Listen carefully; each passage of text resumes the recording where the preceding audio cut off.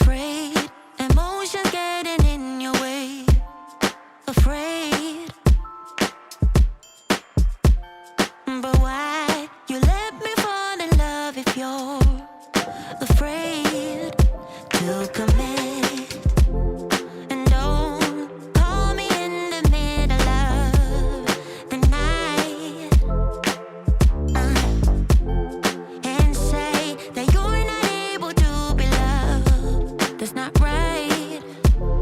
No, I don't wanna be that one. Still a million miles from you,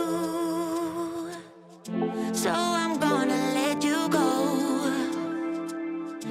Oh boy, if you only knew, not a day goes by without you on my mind. You couldn't go on together. You said nothing lasts forever, though you can't deny. Hold it all inside. No, you can trust me. Just close your eyes, knowing that I'm around. I'll be around. Yeah. You're not scared of love, just scared of love. Alright, alright, enough. Just tell me if you want my love or not, or not. 'Cause I don't wanna be that one. Still a million miles from you, yeah. So I'm gonna let you go. Oh boy, if you only knew, not a day goes by without you on my mind. You couldn't go on together. You said nothing lasts forever, though you can't deny. Hold it all inside. No, you can trust me. Just close your eyes, knowing that I'm around. I don't wanna be that one. No, still a million miles from you. So I'm gonna let you go. You go. Oh boy, if you only knew, not a day goes by without you on my mind. You couldn't go on together. You said nothing lasts forever, though you can't deny. Hold it all inside. No, you can trust me. Just close your eyes, knowing that I'm around.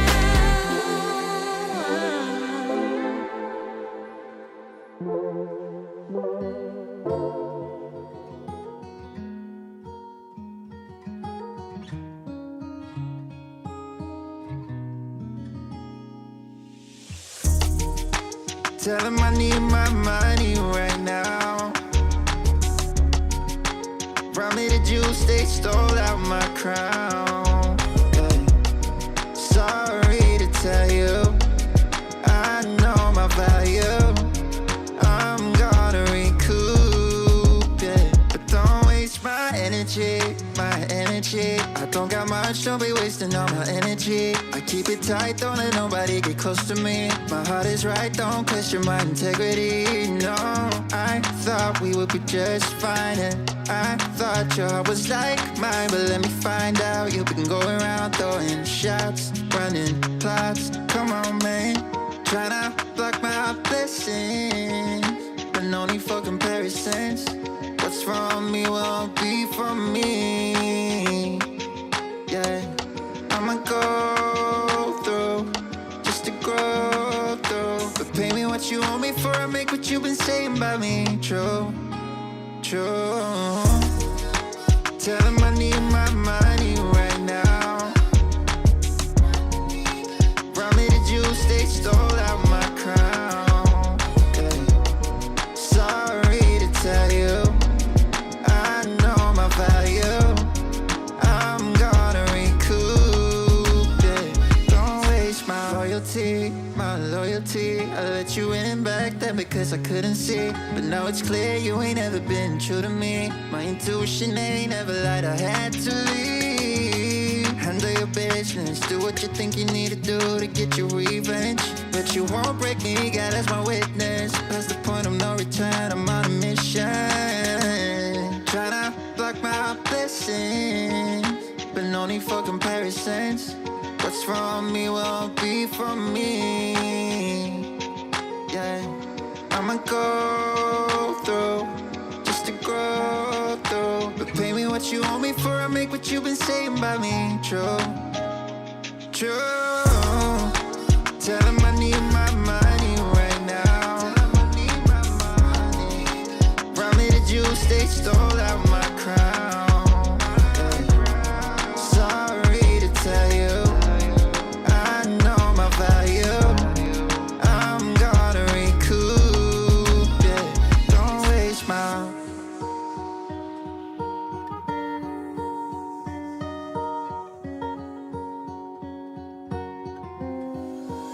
She's putting all of her cards down on the table, knowing there's no way that you'll be able to win this one. But she's somebody else in the making. First, she just gotta stop all the faking, and she'll be there. But she's wondering if it's gonna feel like she's forever. Wondering if it's gonna feel like this whenever she leaves her safe space.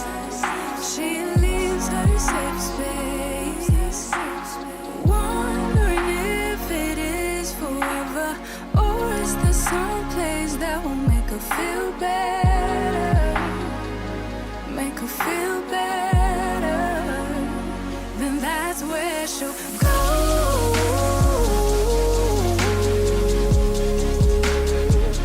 That's where she'll go.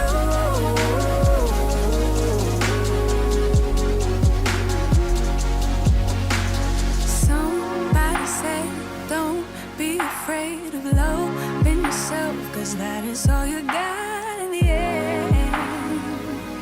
You got in the end. But she's wondering if it's gonna feel like she's forever. Wondering if it's gonna feel like this whenever she leaves her safe space. She leaves her safe space.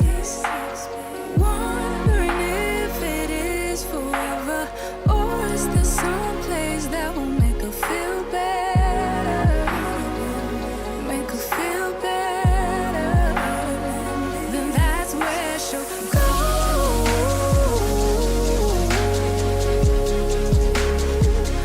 That's where she'll go.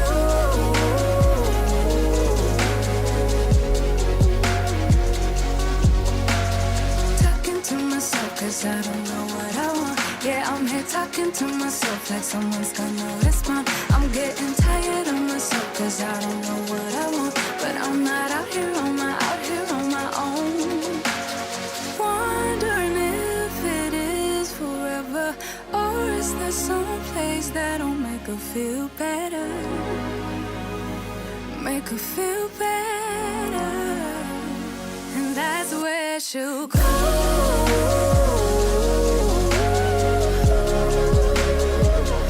That's where she'll go.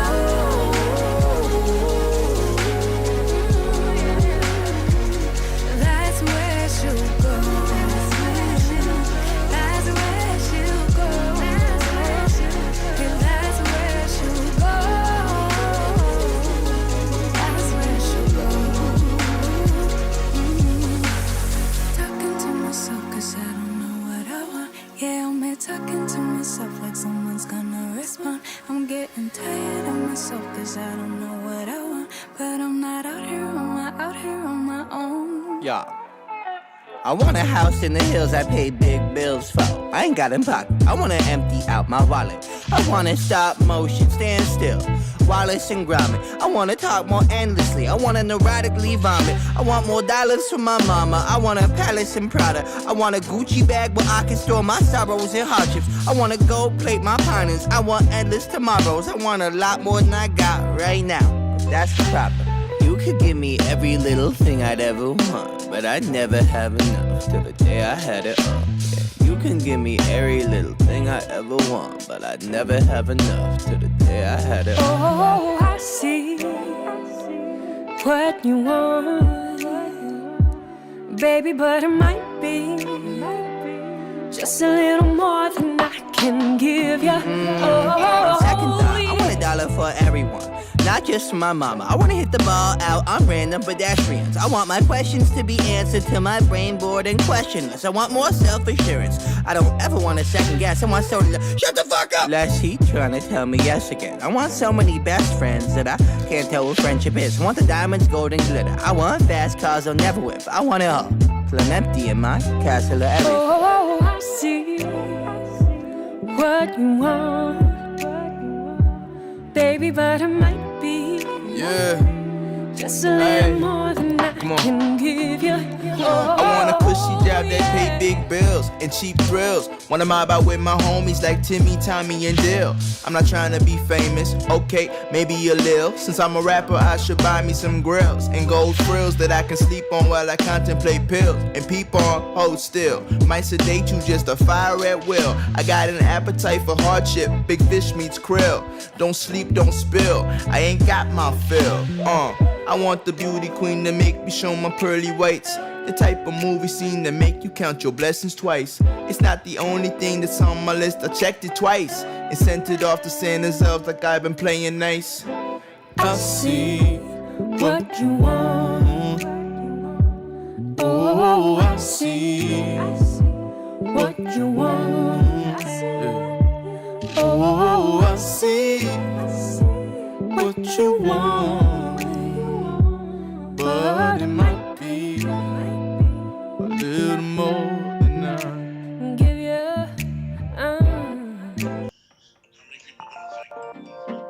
You broke my heart 1,000,000 times. Can't count the times I made you cry. Hey. Oh, we're such a mess now, and we're burning out. I get so sad at the thought of losing you.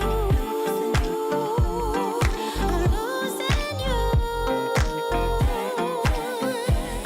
I can't bear the thought of losing you. I'm losing you. You're still perfect as the day goes by.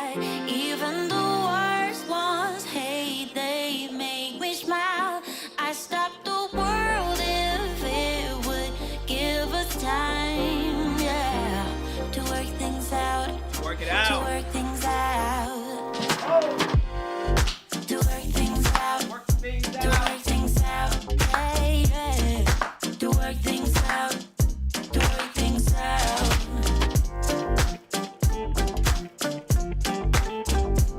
Oh, yeah. It's Friday. To work things out. To work things out. Can we be honest? You're my comfort soul.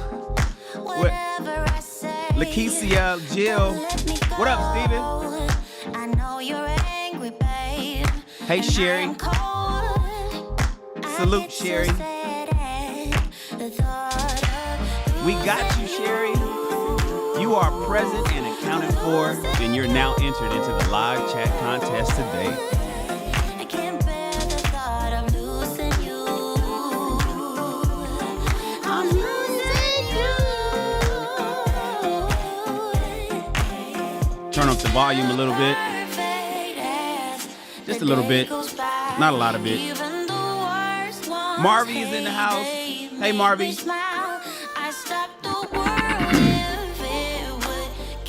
We getting ready to read, y'all. Only smart people read. You know that, right? Mr. Donnie Mack is in the house. Black Men Unfiltered Network is in the house. Sherilyn. Wait, I think Sherilyn is a bot. Can you guys check and see if Sherilyn's a bot? If so, go ahead and block that account.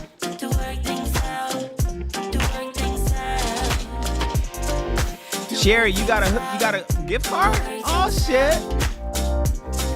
Sherry went shopping. At which brand, Sherry? Monochrome, Burning Sands, or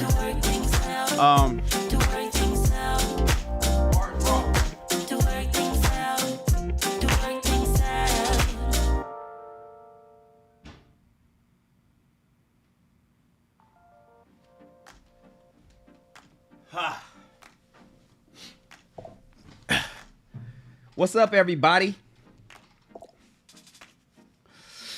How y'all doing? Princess already took care of Sherilyn. She's out there. She's sharpshooting. Princess is out there. She's sniping them off. All right, let's get ready, you guys. What's that? Oh, that's the automatic system that's finally working. Remember when the automatic system wasn't working? It's supposed to be helping us. Paid all that money. It's supposed to be automatically letting people know about super chats and letting people know about the contest and letting people know about all the different things that we got going on. How's the camera? Seems a little bright here today, right? Yeah, it's all good. It's probably because I'm wearing this gray sweatshirt. I got everything kind of set for my black t-shirts. I'm good, Jill. I feel so much better. Oh, Sherry. Oh, you went to Bars Raw. Oh, you got the Black Lives Matter. Hey, that's what's up. We're going to shoot it over to you. You picked up the Black Lives Matter. You said the hoodie, right? Okay, cool. We got you covered. It's in stock at our studio, at our fashion studio downtown Los Angeles. Team is going to take care of you and get that out to you. You bought a hoodie, so it's going to come priority. We only ship hoodies priority because they're so heavy. You know, you can only do first class under £1. So you'll be getting that, I don't know. If they process it today, you'll probably get it Monday. I don't know, Monday or Tuesday. Depends. Anyways, welcome everybody. And thank you for supporting, by the way. Since you shopping with us, you said you got a $25 gift card. Ain't that what you wrote? You said I got a $25 gift card, but the hoodie's at $35. That means you paid $10. That means you supported with your own money. Appreciate you. Thank you so much for your support. I want to be a little different over here at our channel. You know, a lot of people they take a super chat and say, thanks. Appreciate you. Have a nice day. I want to be able to take a super chat and say, hey, you know what? Kind of appreciate what you did. Here's a little gift card. If you want to go buy something, you want to give away something, you want to get a gift, you want to get some clothes. So kind of make that happen over here. That's what we added. A little bit of added value over at my channel as we build the channel. All right, guys, listen, we are almost wrapped up with this book. You realize that, right? We are on chapter 37 today. We are reading chapter 37. And this book only has a grand total of 42 chapters. So today, if we're knocking out chapter 37, 38, 39, and 40, on Monday, we only have 2 chapters and then we're done. So Monday, we'll have 2 chapters. We're done. We can have a discussion afterwards if you guys want one. And then we move on to the next book for February. What do you guys want to read for February? What do you want to read for February? You want to read some money talk? Excuse me. Some self-help, some stuff that's going to help us. It has to be a book that, 1, is an easy read, and 2, will help us become better people.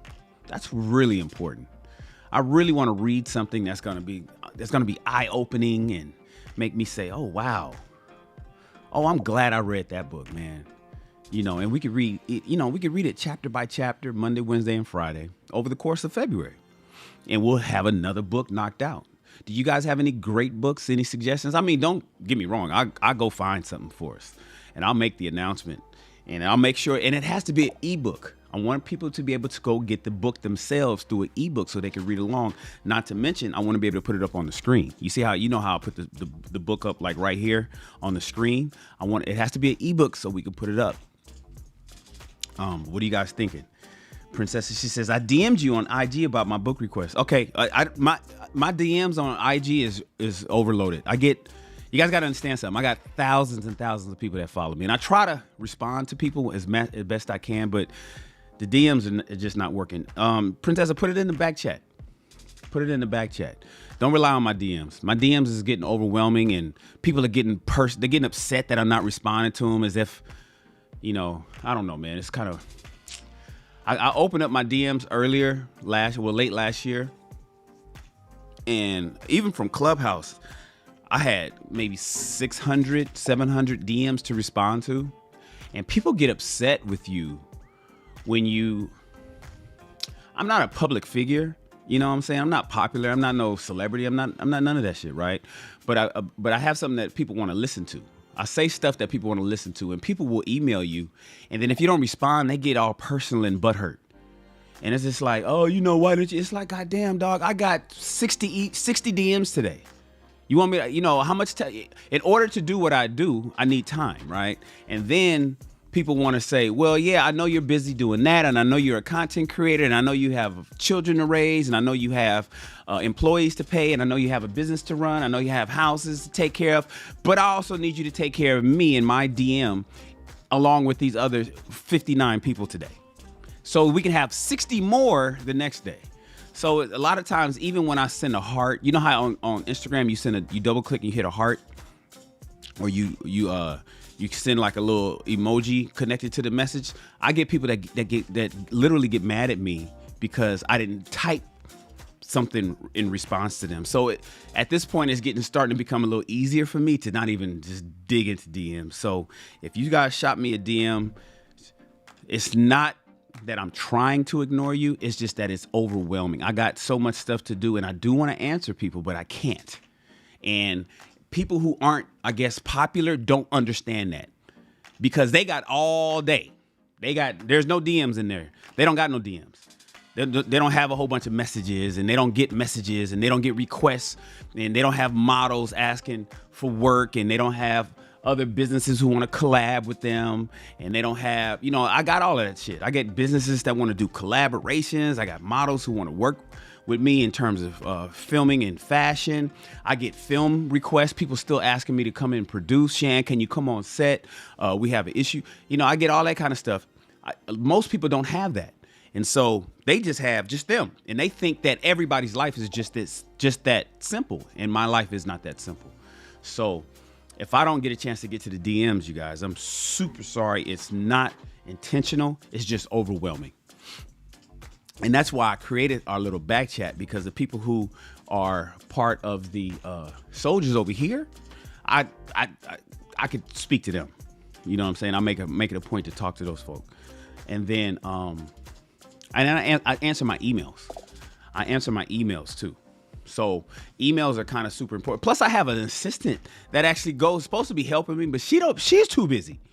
So she's supposed to be helping me go through my DMs, because my DMs ain't super private like that. And then it's still, so anyways, you get the point. You guys get the point. So I appreciate you. So yeah, Princess, I want to see what requests that you have. Shoot it to me in the back chat, Princess, so I can see it there. It'll be a little different. That's private. That's me only. Nobody else sees that kind of stuff. And then we'll go from there. Oh, somebody is supporting the channel. I should have known better, right? C. Anthony Johnson. I should have known better, you guys. C. Anthony Johnson pulls up. He pulls up all the time. It never misses. How you get people that just never miss? C. Anthony Johnson just never misses. Hold on a second, because you know he's a stream sponsor, right? I gotta update the system. Let me update the system with my man C. Anthony Johnson. JT Coin Rings was here this morning when we worked out. And now we got my man C. Anthony Johnson. Boom, boom. As our stream sponsor. C. Anthony Johnson, I appreciate you, bro. We are here to put in the work. Yes, that's what we're here for. It's like, what are you talking about? There's strangers that's like, what the fuck is he talking about? What is this guy C. Anthony? Why would he pay $5 to say we're here to put in the work? That's because you guys have just reached Rich People Read. This is a book club. Today's show is going to be about 2 hours long, and it is a book club where we read a book a month. I forgot to give you guys the intro. Let me swing over and give you guys the intro. Welcome to another chapter of Rich People Read, where we read a book a month to instruct you in the ways of the successful through the power of reading. That is what C. Anthony Johnson is talking about, ladies and gentlemen. That is what he's talking about. You have walked into our book club, and the current book that we're reading now, current book that we're reading now is the Book of Obsidian. a manual for the 21st century Black American gentleman. That is the book that we are currently reading, and we are excited to read it. We're happy to be here, and we've gone through it. We've been reading it all month long. It's been a fantastic book, great read, perfectly written from my man Obsidian. His full name is Mumia Obsidian Ali. He's one of the people that I really admire on YouTube. I tell people all the time, I got those people that I admire. It's a small group. Actually, it's a big group of people I admire, but there's only 4 of them that I generally mention. Mike is here. Mike, my man Mike. He says he's been in meetings all week, glad to catch a live. Good, I'm glad you're here. We're just getting started, Mike. We're just getting started. Thank you, brother, for the $5 super chat. I appreciate you, man. Thank you for your support. You see how that works, everybody? It's support. We don't really call it donations. It's blessings. Mike just gave us a $5 bless. Now, Mike could have took his $5 and ran to 7-Eleven and got him a Red Bull, a pack of gum, and maybe a Snicker bar, right? Gave him some comfort food. He could have took his $5 and put it in his gas tank. He could have took his $5 and put it on his cell phone bill, right? We all got a cell phone bill. We all pay. T-Mobile, Verizon, Sprint. We all pay, right? But the brother said, no, Shan, I'm gonna slide that $5 to you. Because I like what you're doing. It's just that simple. There's a lot of people that could be doing this, but there isn't. It's only a few. And brother Shannon, I want to give it to you. So thank you, Mike. I appreciate you, man. I appreciate your blessing and your investment in our channel. And I promise to continue to do the best work I possibly can. I won't let you down, brother. All right. So here we go. What I was getting ready. I was saying something. I forgot what I was talking about. Did everybody throw their ones up for my man Mike? And did everybody throw their ones up for C. Anthony Johnson? I forgot to say that. You know, I still got a little cough from COVID. I feel strong. I'm healthy. I can breathe. No headaches, no aches, no body aches, no nothing. I'm ready to go. I feel like going hiking, but I still got this little cough. I was told that I'm gonna have the cough for a week. So anyways, we're getting through that, you guys. Let's get ready to read. I appreciate you guys. Kimberly is here. She's one of my favorites. Kimberly is one of my favorites. I appreciate you being here, Kimberly. Thank you so much for pulling up. You know, Jill, I already love you. And Marvy is here. Marvy is part of my inner circle, you guys. Yeah, I listen, I love you guys. I do. YouTube, my YouTube friends, you guys are important to me. You're valuable to me. I love each and every one of you guys. But Marvelette is right here in Los Angeles, and I know Marvelette for almost going on probably 10 years now. She's part of my inner circle. So I love Marvy a little bit different than I love everybody else, but I love everybody nonetheless. So I'm glad that Marvy's here. It's good to have you here, Marvy. All right, guys, let's get ready to go. Got a little bright today. See all this brightness? Got the white background. You know they nicknamed my house the White House. My friends here in LA, they nicknamed my house the White House because at one point my house was coke white.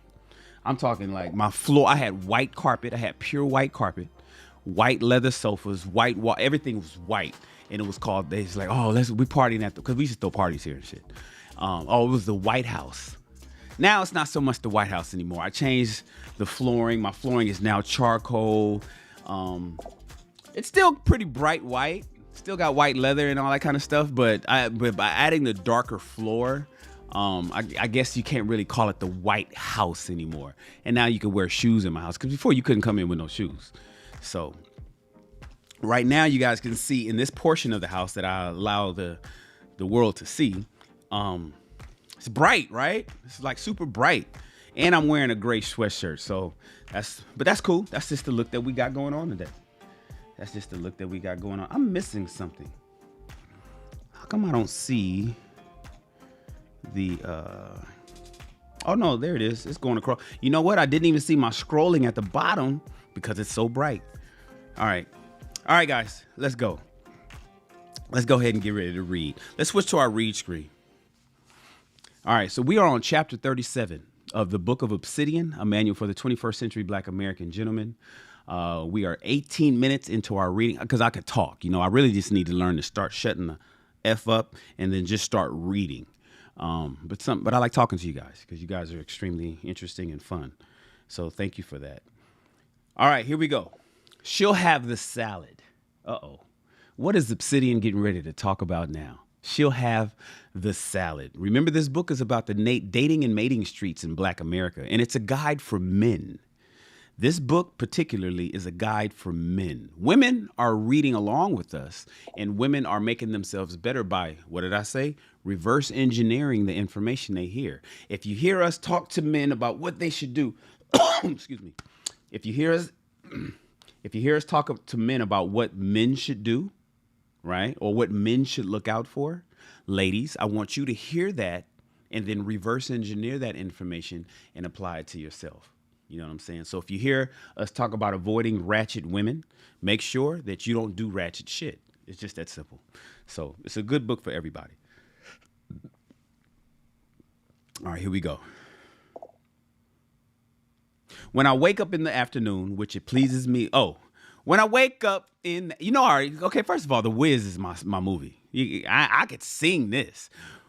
When I wake up in the afternoon, which it pleases me to do, don't nobody bring me no bad news. Cause I wake up already negative and I've wired up my fuse. So don't nobody bring me no bad news. I feel like singing the rest, right? Mabel King from The Wiz. With the walking, talking, living personification of a hot mess better known to the world as Lizzo. All 300 plus pounds of her in the news for her most recent spectacle at the Staples Center during a Los Angeles Lakers basketball game. You guys remember when she was walking at the Lakers game and she had her back side out and her ass was out, crack and all? That's what he's talking about. I thought this was as good a time as any to give my 2 cents on how to address a major issue in Black America today, and which has a major impact on the dating and mating landscape here as well. Simply put, Black women in the main are just too goddamn fat. Uh-oh.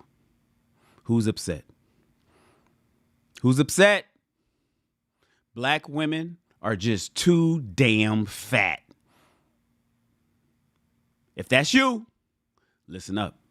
Now, you can fix this. You do not have to be part of the fat club. You do realize that, right? And we're not talking about those with medical issues, thyroid issues, diabetes. We're talking about those that just eat too much motherfucking macaroni and cheese. You do not have to be part of that club. That's why we do our workout in the morning burn, the daily burn. I know most of you guys don't pull up for that, but you don't have to be part of that crew. But if you are, listen up. And fellas, if you are sick of seeing it, listen up. It has been a sad fact that Black women have now become the fattest on average of all Americans, with a clinical obesity rate of 55%, according to blackdemographics.com, 2015 to 2016, obesity in America. The Washington Post reported back on May 2nd, 2013, that Spelman College, one of Black America's most prestigious universities, was forced to address the very real issue of Black female obesity. The first ever Black female gubernatorial candidate for the Peachtree State, Georgia, and by the way, Spelman College is in Georgia. Remember, there's Morehouse, which is the male college, and Spelman across the street, which is the women's college. This is in Georgia, right? All right. And now he says the first ever Black female gubernatorial candidate, governor, for those that don't know, who's running for governor of Georgia again, and the face of the Democratic Party who gave the response to the President Donald Trump's State of the Union address earlier this year was an obese Black woman. Sturdy Stacey Abrams. Let's skip past all of that.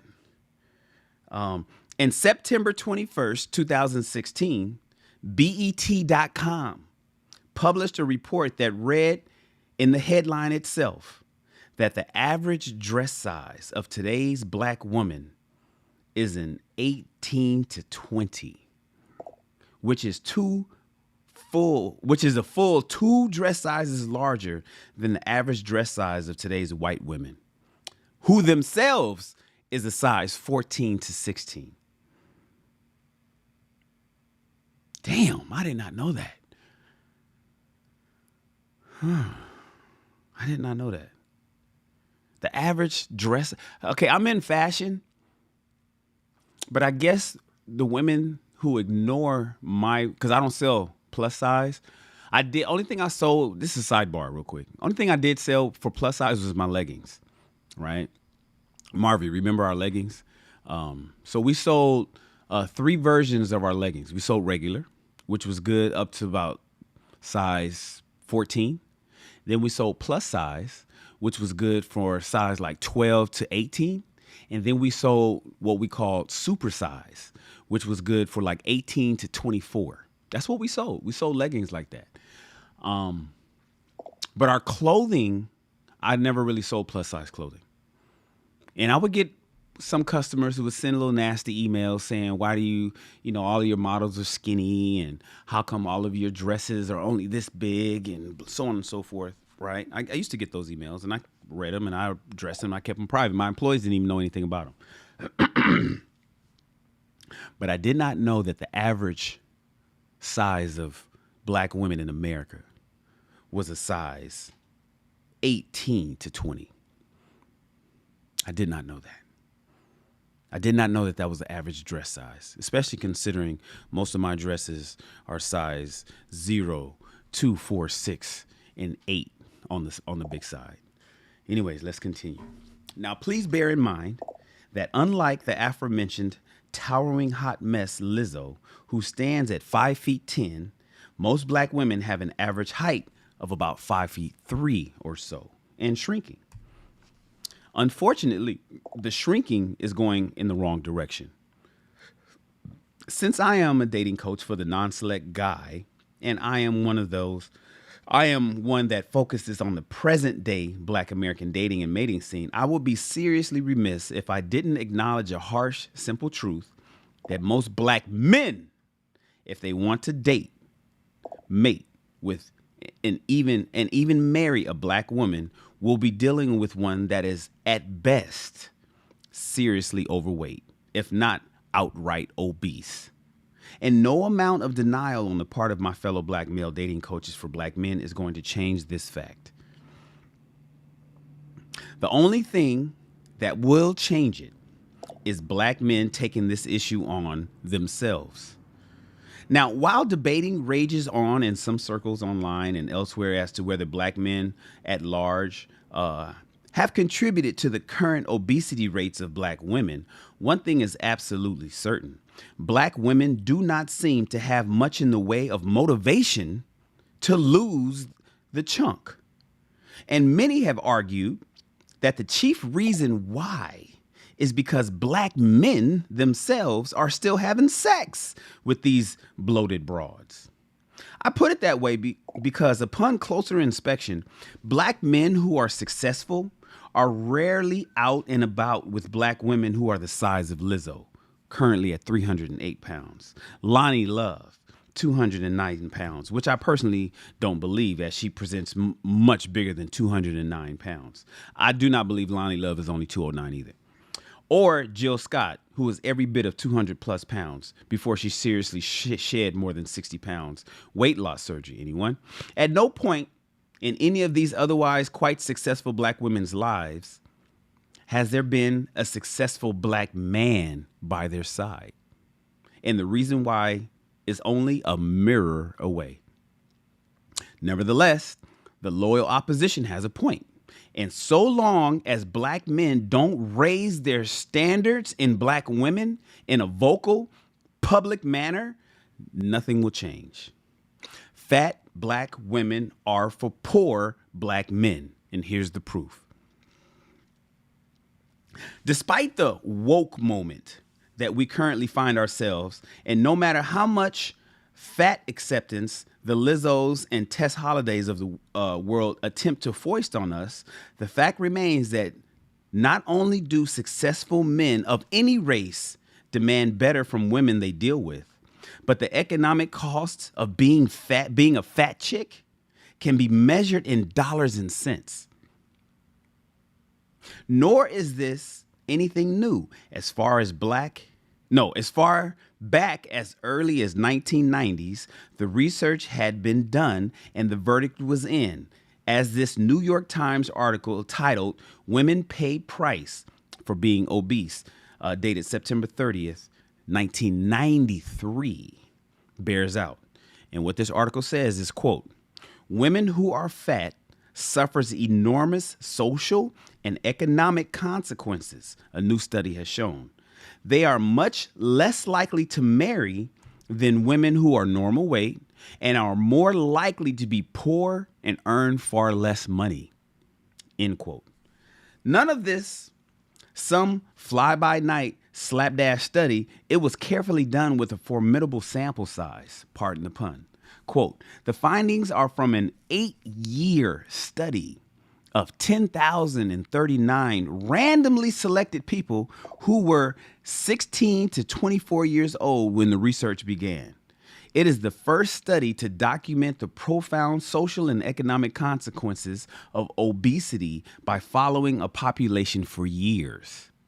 The New York Times piece continues, quote, "Fat women were disproportionately found in lower socioeconomic classes, and some researchers say this is because poor women are likely to eat fat-laden food and junk foods and get less exercise than richer women." But Dr. Gortmaker and his colleagues wrote, "Our data suggests that at least some of this relation may be socioeconomic consequence of being overweight." And here's the money shot, fellas. The study continues. The study found that fat women were more likely to lose socioeconomic status independently of their families. Socioeconomic status or income, and independently of how well the women scored on achievement tests when they were adolescents. The fat women were 20% less likely to marry, had household incomes that were average of $6,710 lower, and were 10% more likely to be living in poverty. Got it? Now, back in 1993, fat chicks were a whole 20% less likely to marry, 10% more likely to live in poverty, and had household incomes nearly $7,000 less likely than their svelte sisters. Unless you're seriously ambitious, talented, successful, and downright lucky, like the 3 big sisters mentioned above, Lizzo and the 3 that he mentioned, chances are very, very high that you will be poor. Any black man that you can attract will also be poor. And that you're and that you're likely not to marry either. Read it. Weep, fat ladies. Black males' needs, desires, and standards for black women are legitimate concerns. Let's continue, you guys. I know it's kind of harsh for some of you ladies to hear this shit, but that's the point. Just before I continue, sidebar. I know if you're overweight, it's hard to hear this shit. And you can change it and be like, he ain't talking to me. I'm not part of that group. But if I am talking to you and you are part of the fat person's group, then do something about it. Don't sit around and get upset about what you're reading. Don't get upset about how it's being portrayed, how it's being said, the fact that it's hurting your feelings and that we're not saying it all nice and shit. That's how you got fat to begin with, right? Instead, get your fat ass up and do something about it. That's where we're at today. For 2022, ain't no nice talk. Get your fat ass up and do something about it. This includes you too, fat boy. I'm talking to the men too. And your fat asses that's sitting around thinking that you want this amazing woman that you somehow feel you deserve because you make a certain amount of money. No, fatty. Get your fat ass in the gym too. I'm talking to the men. That's me. I'm saying it to all of y'all. All right, let's continue. Black males, needs, desires, and standards for black women are legitimate concerns. Of course, whenever topics like these come up, that is to say, the desires, needs, and concerns of black men when it comes to black women, they're automatically seen as suspect and illegitimate by black women and all who support them. All the more so if they just so happen to come from black men, black women deem as non-select, the average guy, right? Black men are constantly cajoled, mocked. Black men are berated, and black men are harangued for fat shaming. Like you're probably feeling about me right now, because that's what I'm probably doing. That's how you feel, right? Not being able to handle a strong black woman, and not being a real man. You ain't no real man for not preferring a baby mama, and of course, my personal favorite, being color struck if a black man just so happens to prefer a lighter skinned black woman over a darker skinned one. Meanwhile, black women have enjoyed virtually uncontested their ability to bemoan the dearth of the select fuckboys to their liking, starting with looks. As Essence magazine has borne out 70 Ways to Sunday, black women, regardless as to their own condition, regardless of what condition she's in, regardless to how she looks, regardless to how much money she makes, regardless if her ass is fat, regardless to her own condition, demand the best of black men. And there will be hell to pay if they don't get it. To this very day, such August research organizations like the Pew Research Center make no bones about women in general and black women in particular. Finding a man's employment prospects, current levels of income, and ability and willingness to provide for her to be legitimate inquiries of highbrow academic investigation. That no one, and I mean no one, in the ivory tower, the nation's think tanks, or even major media organizations have anywhere near the same zeal in examining the very real impacts of American black women's dress sizes would have on the black marital rate, just begs beliefs and does give one pause. Are our culture and thought leaders turning a blind eye to this issue? Your coach and correspondent has serious reasons to believe so, and I think it's tied to the simple fact that black women still do enjoy two major things in our time. One is a major consumer spending power, and two, they still have considerable soft power. That is to say that black women are seen as something of a protected class, and pointing out inconvenient truths in the current moment can open up to attacks and accusations about them being sexist, racist, or both, engaging in what black feminists have coined misogynoir. London School of Economics professor and evolutionary psychologist Satoshi Kanazawa is a case in point. Some years back, he suggested that one reason why so many black women had such a hard time out on the open mating market, as expressed by internet-driven dating sites and apps, might be linked to the fact that they were seen as less feminine and more masculine.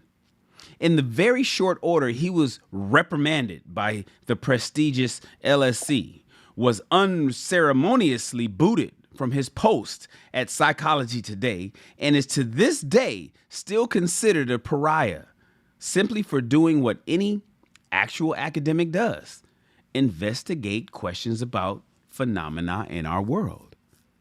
You, dear reader, are just as much entitled to your preferences and standards in black women as black women are in black men.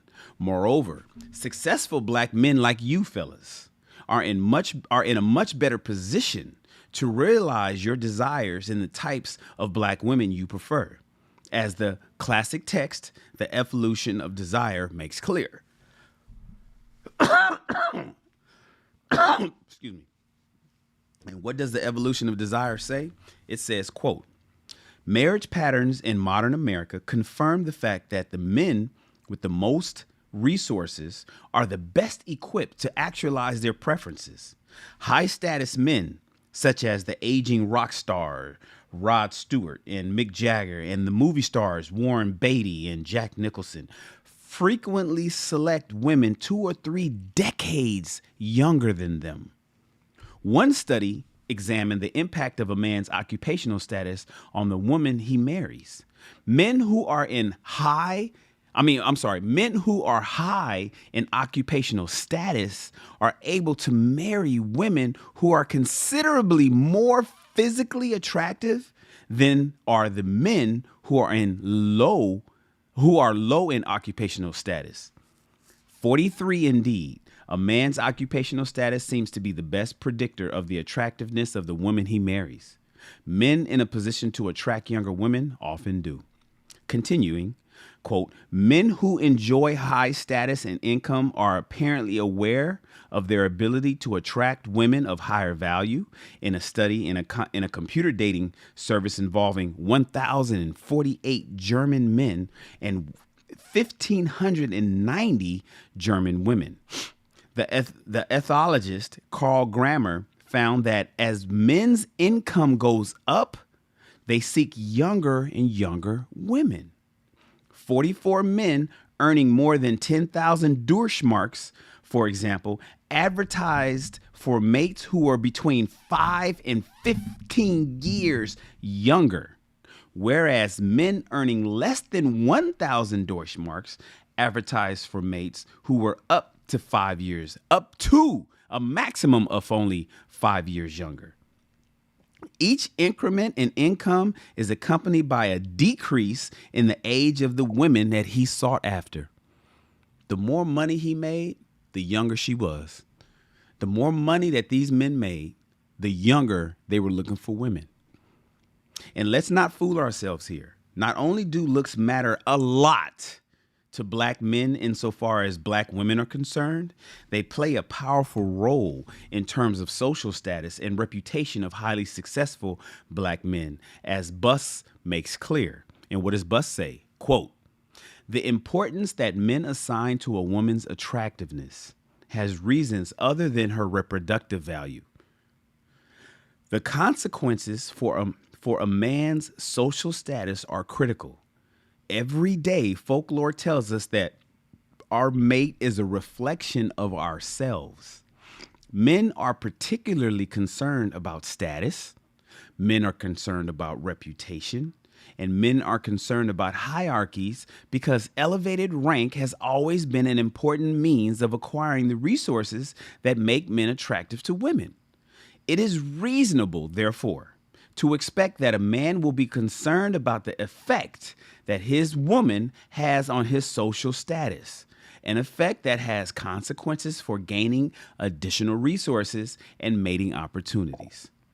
And here's the really great news for the so-called average guy. Here's the great news for the so-called average guy. Here we go. Experiments have documented the influence of attractiveness. Let me start over again. Quote, experiments have documented the influence of attractive mates on men's social status. When people are asked to evaluate men on a variety of characteristics based on photographs of the men with spouses of differing physical attractiveness, the consequences are especially great for evaluations of men's status. Unattractive paired with attractive spouses are rated most favorably on criteria related to status, such as occupational prestige, in comparison with all other possible pairings, such as attractive men with unattractive women, unattractive women with unattractive men, and even attractive men with attractive women. People suspect that a homely man, like a homely guy, must have high status if he can interest a stunning woman. Presumably because people know that attractive women have high value as mates and hence usually can get what they want in a mate. Science for the win. Bottom line, Black men who strive for success have every reason on God's green earth to desire beautiful, svelte black women. Not only for pleasure and reproductive purposes, but also for social, reputational, and even business purposes as well. Having a comely lady on your arm boosts your morale, your sperm count, and your standing in the world, all of which mightily contribute to your success. Hugely obese black women, on the other hand, big chicks, big girls, do not. Proofed by the fact that one is seriously hard-pressed to think up many, if any, successful black men who have such a obese black woman on his arm. It simply doesn't happen. And why should it? Pause before we continue. Can you guys think of any? Can you think of any successful, rich, wealthy, celebrity, businessman, anybody that is super duper wealthy, successful, doing well-to-doer, who got himself a big black woman? And I don't mean one that he's been with since he was 18 years old. We ain't talking about that. The one we were high school sweethearts and then she's been by my side ever since. No, I ain't talking about that. We're talking about a brother who can pick anybody he wants because he's making his X amount of dollars. Name me one that has a big, obese black woman on his side. He picked her. I'll wait. Now, with that obvious answer, why would anybody want to be obese and overweight, male or female? It makes no sense to me, but to the fat, obese people, it does. And if you say anything about it, you're fucking tarred and feathered. It's crazy. Anyways, let's continue. A novel theory that explains the state of things in Black America today. I've mentioned Mr. Kevin Samuels before in this. I'm gonna say Noop Kevin Samuels, right? Before in this column, the style and image guy who has an international clientele of both women and men. On more than one occasion, he has suggested that things that I've never heard anyone else put forward before that might explain, if only in part, exactly why the black marital rate is so very low. Kevin Samuels suggests that it has a lot to do with black women expanding dress size. Again, going back to the blackdemographics.com in the marriage in America, in Black America section, we find that the percentage of the never married black men was only 10%, and with the exception of 1940s or so, the run-up to World War II, the number remained constant until roughly 1980 or so, when the never married cohort of black men shot up like a rocket. Mind you, black men were more married than white men at a time in this country when it was empirically, demonstratively worse for black men in terms of racial discrimination and bigotry and out and out violence along these lines. Oh, what up, yo? Oh, Mr. Donnie Mac, Noops is in the house.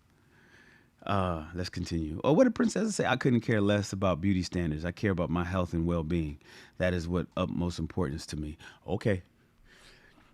Okay. Although there have been many attempts to explain the aforementioned skyrocketing never married black male cohort in the final decades of the last century, like mass incarceration and the deindustrialization of cities, the fact remains that even for highly educated, highly accomplished black men, they remain unmarried at considerably higher rates than white men, as blackdemographics.com itself bears out in its section on black men's statistics. As of last year, a whopping 53% of black men are never married, a sea change from a century ago. Now, don't get me wrong. In no way am I suggesting that mass incarceration or the deindustrialization of America's legacy blue-collar cities have no role to play in why so many black men are unmarried today. I am sure evidence can be found that both do.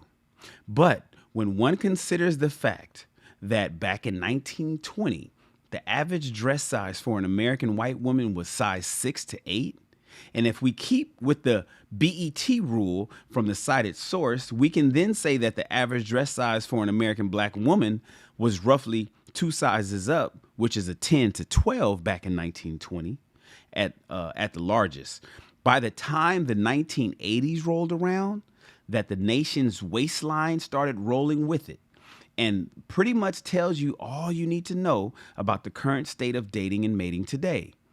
Assuming that our guesstimate about black women's average dress size back a century ago is anywhere near accurate, it would mean that today's black woman is a full 4 dress sizes bigger, heavier, and fatter than their great-grandmothers were, which can, and by all accounts, does turn black men off. Which does turn black men off, right? So, that's why I'm like, okay, if it's all about you, then cool. But which does turn black men off, at least insofar as marriage is concerned. Black men, like all American men, make the call as to when, if ever, they pop the question for marriage. Clearly, black men on a previous era had a much stronger motivation to do so, despite the Red Summer of 1919 or the infamous race riots, like those in the East St. Louis, Rosewood, Tulsa, Oklahoma, Detroit, and Newark, daily lynchings of rife discrimination of all sorts. A tight, hot female body can do wonders, can't it? A not-so-modest proposal to rectify this problem. Obsidian has decided to come with some solutions. Let's read about it. With today's average black woman being much larger than her forebears, the inescapable conclusion is that the rank-and-file average guy getting a black woman the size of his great-grandmother is a thing of the past. Simply put, there aren't enough of them to go around these days. And since black women have made it clear that they don't have the motivation to lose the weight on their own, and that they consider black men the leaders of the community, I have a not-so-modest proposal to solve the problem. When taking a black lady out on a date to a nice dinner, be sure that you do the ordering for her. Waiter, are you ready to order, sir? Yes. I'll have the porterhouse steak, however you preferred it. I'll take mine medium rare. Baked potato and broccoli, with an old fashioned before the main course, a seltzer water with the dinner itself. And the lady, she'll have a garden salad. Hold the roll with vinaigrette dressing and a seltzer water. Thank you. Under no circumstances are you to allow any black woman you take out that is a dress size 18 to 20 and up to do the ordering, or this is what you can expect to happen. I'll quote the more than amply sized Feminista Jones on her October 4th, 2019 column for Zora Medium. It's time to dispel the myths about dating while fat. She says,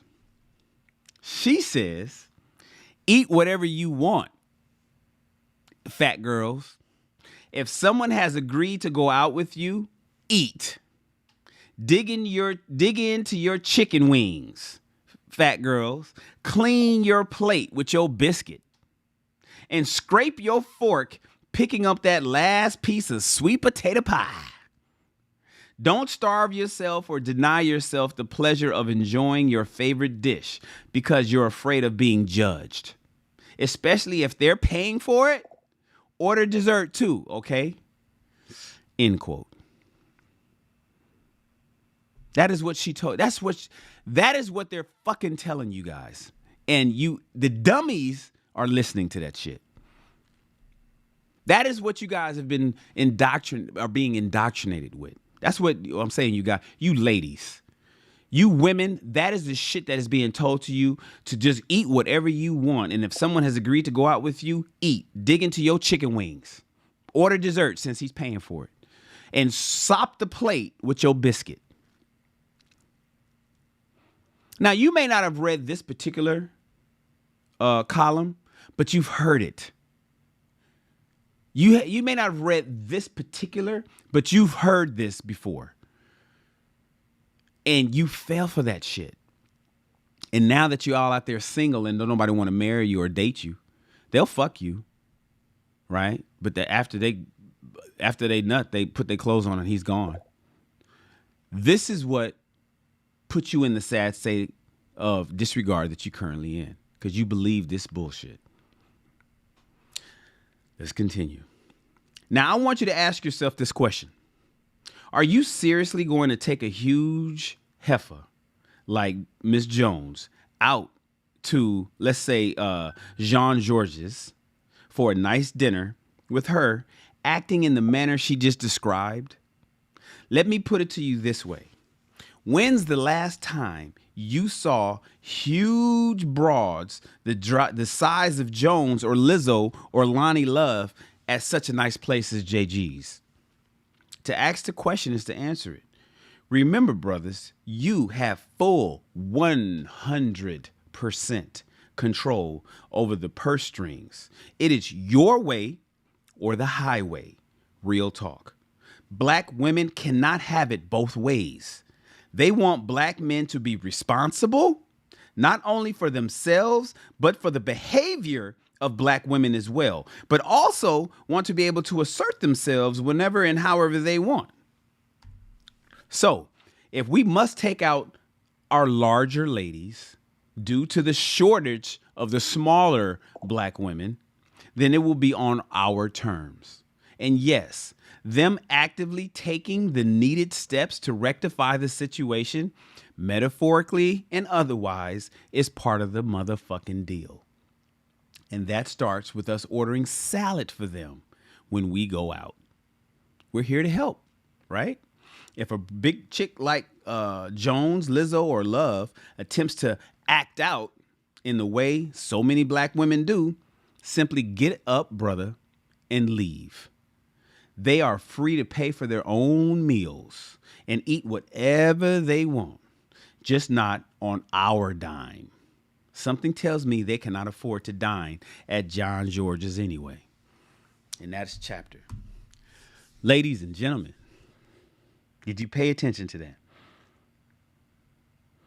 Sherry says obese women will be single or with Pookie. Yes. And Pookie would love to have you, as is.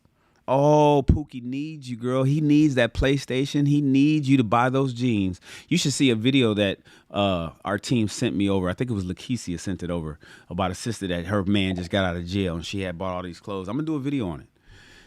Yes, Pookie would love to have you, as is.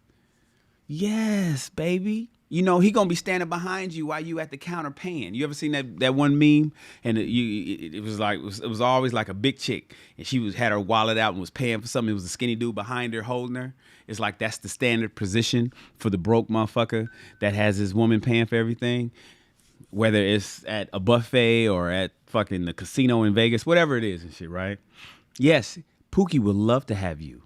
Absolutely. Or, as Sherry says, you will be single. You don't have to have a Pookie or be single, but you better lose that motherfucking weight. You better lose the weight. And what Obsidian is telling the brothers, if you're going to take that woman out who's a size 18 to 20, and you paying for the dinner, order her ass a salad. And if she got an attitude, bid her adieu. Order her big ass a salad. Send a message clearly. We got to stop coddling. It's not helping anybody. It's not helping anybody being nice and shit. Fuck that. Nice guy, Mr. Nice Guy is gone. So Oh, you are 18? Well, I like you and I love your personality and I think you're wonderful. And I think you'd be an amazing individual if you just burned 100 pounds. So I'm here to help you because you're the kind of woman I like. You're the kind of woman I want, mentality wise and whatnot. But you're failing in your own personal accountability. That's an issue for me. That's an issue for me. And as a result, you get to you get to eat a salad tonight. That's what Obsidian is saying. All right, here we go. Let's continue. This is a super short chapter. Chapter number 38, the 4 ways of power for the average guy. The 4 ways of power for non-select guys. I run shit here. You just live here. King Kong ain't got shit on me. That was from Denzel Washington as Alonzo Harris in the movie Training Day. Although I didn't plan to do so, it turns out that what has become an impromptu series on the non-select guy has proven to be quite popular and has created quite a stir on social media where I make my daily bread, so to speak. And the reasons why are straightforward. Until now, in Black America dating expert circles, no one has actively represented for the non-select guy, otherwise the average guy. And to let them tell it, all of the supported experts are, to varying degrees, select guys. Again, to borrow Ron Will's turn of the phrase, and as such, they simply cannot relate to themselves. No, I'm sorry. They simply cannot relate to themes, issues, and concerns of non-select guys. At best, they're able to observe from the margins. At worst, they are little more than craven opportunists looking to make a quick buck off the things they know little of, and to be brutally frank, care even less about. But given that I know quite a bit about life from the average guy's point of view, I can speak with the utmost authority on the matter and give real-time, actionable intel as to how other supposedly average guys out here can win in the dating and mating game. One of the most important of life itself. In today's chapter, I continue to build on the themes introduced over the course of the past few articles. This time, expanding on my argument that, contrary to the claims of select dating experts, who, as we have already established, have at best a limited view and concern on the travails of the average guy, that the latter, in fact, have a tremendous amount of power when it comes to the dating and mating arena. While last week's chapter could be taken to discuss the power of the non-select guy in a more broad and generalized way, in this week's chapter, I'm going to get quite a bit more specific as I lay out 4 ways of power for the average guy. 1, power over one's feet. 2, power over one's wallet. 3, power over one's home. 4, and power over one's dick. So with the stage set now, let's begin. The power of your feet. Hold on, let me do a camera adjustment because it's getting too bright.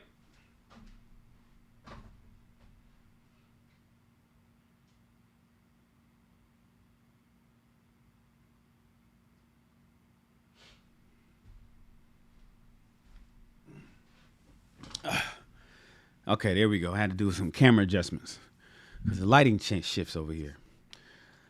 All right, let's talk about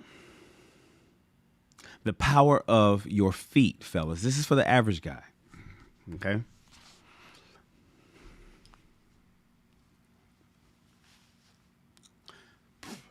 The old adage, voting with your feet, quote unquote, voting with your feet, should be familiar to those reading these words.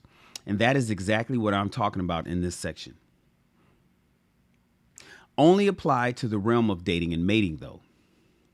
A major failing and weakness of average guys is their tendency not to leave when a woman is either not feeling them or being outright disrespectful to them. In fact, it is this tendency and weakness on the part of too many average guys that gives the so-called select guy, the guy that women love, and the general public at large, especially those who consider themselves dating coaches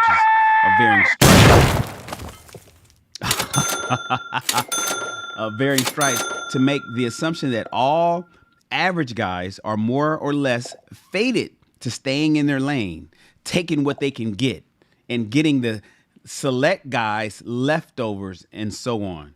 Let's pause real quick. Everybody, throw your ones up. Being number one isn't easy. Everybody, throw your ones up to my man Sir Hale Speaks. Did you guys catch me and Sir Hale on King Talk on Tuesday? Did you guys catch me and Sir Hale on King Talk on Tuesday? Everybody, throw your ones Being up. number one isn't easy. Sir Hale then came over here to bless the channel with a $20 super chat. Here, let me update him because he is now our stream sponsor. Let me update my man.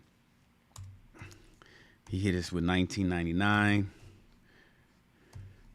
And then I'm going to update it and put his name, Sir Hale Speaks.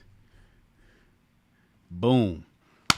Sir Hale Speaks is now embedded as the stream sponsor. My man, I appreciate you, brother. Thank you for the support. Thank you for the super chat. Thank you for the investment. Thank you for the blessing, because that's what we call it over here. Thank you for the blessing, the $20 blessing, man. What does he say? Nothing. Sir Hale didn't have anything to say. He just wanted to bless the channel. He just came over here and was like, yo, Shannon, let me just throw a dub on it real quick. Because he makes money like that. You know, you got to, when you look at, when you hear about Sir Hale's story, in fact, you can learn a lot about him, because I want everybody, moderators, can you please put his link in the chat? Please put his link in the chat so people can click on it. Go learn about Sir Hale Speaks. And you'll see why it ain't no big deal for him to come over here and drop a dub. Thank you, brother. I appreciate you, man. Thank you for your support. Thank you for your blessings. Thank you for your contribution. Appreciate you so much. Everybody, throw your ones up. Being number one isn't easy. Throw your ones up to my man, Sir Hale Speaks. Yeah, I appreciate him for that. And moderators, please find his link so you guys can all support him, not by just throwing up your ones, but also subscribing to that brother's channel. Subscribing to that brother's channel. What?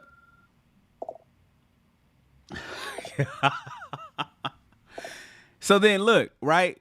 He just came and hit the channel with the $19 super chat. Then he said, you know what, Shan? I'm going to go ahead and up. I appreciate what you do. I'm upping the investment. He put 50 on it. He put 50 on it. Everybody throw your ones up. Number one isn't easy. Everybody throw your ones up. Ladies and gentlemen, throw your ones up. That's what I'm talking about. My man came over here. First of all, I got to update this. Because now, instead of $19.99, the brother is at, he put what? Put another 50 on it, $69.98.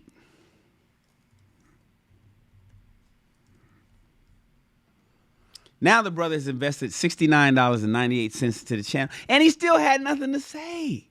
He's just said, look, Shan, I appreciate what you're doing. I'm going to up the investment. So you know, these are the kind of people that you want to be around. I keep telling you guys that, right? Right? You know my other show, High Value Shan.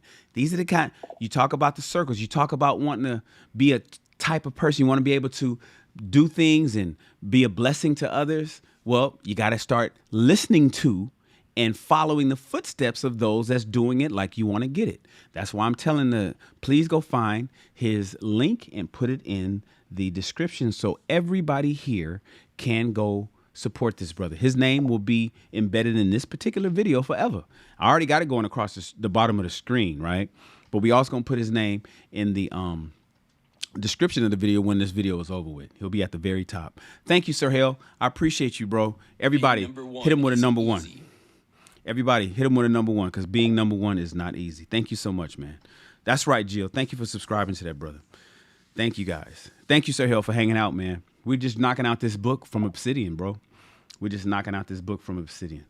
And so we're going to just keep it going. And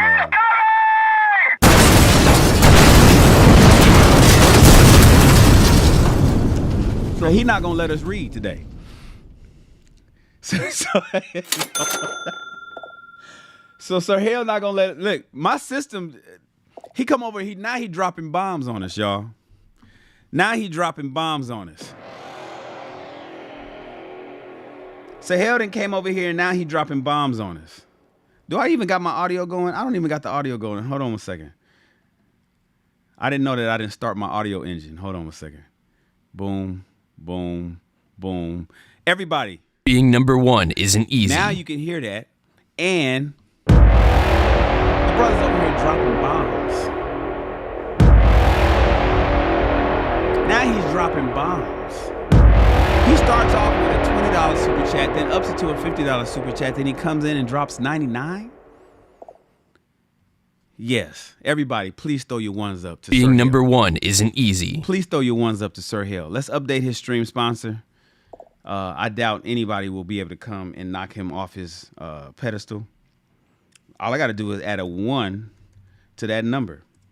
Now he's at 169.97, Sir Hale. And get this, everybody. He didn't have nothing to say. He just said, look, Shan, here's $100, bro. This is what I mean. Like, remember, now, I didn't expect him to do the 50. First of all, I didn't expect him at all. I didn't expect him to do the 50. And remember, this channel here is not one of the ones that we're asking you, why don't y'all put some money on the book? No, we don't do that over here, right? We're going to just do what we do, and people can bless us if they feel like it. If they don't feel like it, that's cool too. That's how we rock. That's how we rock it over here. The brother came in and dropped the 20, and I said, listen, this is the kind of people that you want to hang around. Mind you, I did a show with Mr. Sohail Speaks. I just did a show, not just Tuesday night over at the Lapeef Network. Go check it out, right? Then he hit us with a $50. Then he came back and was like, fuck it, why not? I mean, I got it like that. You know, here you go. Here you go, YouTube. What card you want? Here, take this. Here, take this one. Take this one. Here, just put 100 on this brother because the brother's doing something worth supporting. The brother is doing something worth supporting, and I want to show other people that it's worth it as well. Thank you, Sir Hale. Being number one isn't easy. Thank you, Sir Hale. I appreciate you, man. Thank you so much for supporting the channel. I have to acknowledge everybody that supports us, and I'm acknowledging you now. Thank you so much, man. I appreciate you, bro. Thank you for your support and your contribution and your blessing and your investment in what we got going on over here. Thank you for helping our book club. It's just a book club called Rich People Read. We read a book a month. And we're knocking out this book for January. We're going to start another book for next month. And we're going to continue. So thank you for helping me out with that, man. And thank you for contributing to our efforts. I appreciate you, bro. Everybody throw your ones up. Being number one isn't easy. All right. I like the fact that Marvy, remember, this is, everybody ignore this real quick. Marvelette, I'm talking to Marvelette. Marvelette, remember we were talking about the people that, like, here in LA, we'd be like, damn, where these motherfuckers at? Like, we go, we hit the Hollywood parties, we go to Beverly Hills, we do all of that stuff, right? We've been to how many, over the years, we've been to how many mixers and how many events, and there's so many people that just be faking the funk.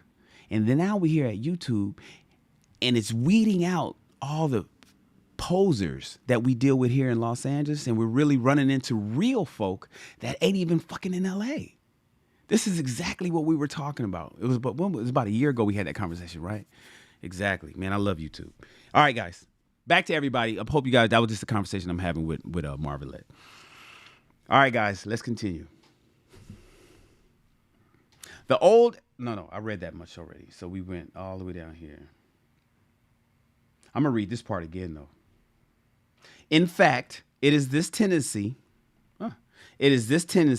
that the weakness on the part of too many non-select or average guys that gives the so-called select guys, you know, Pookie and Ray Ray and them,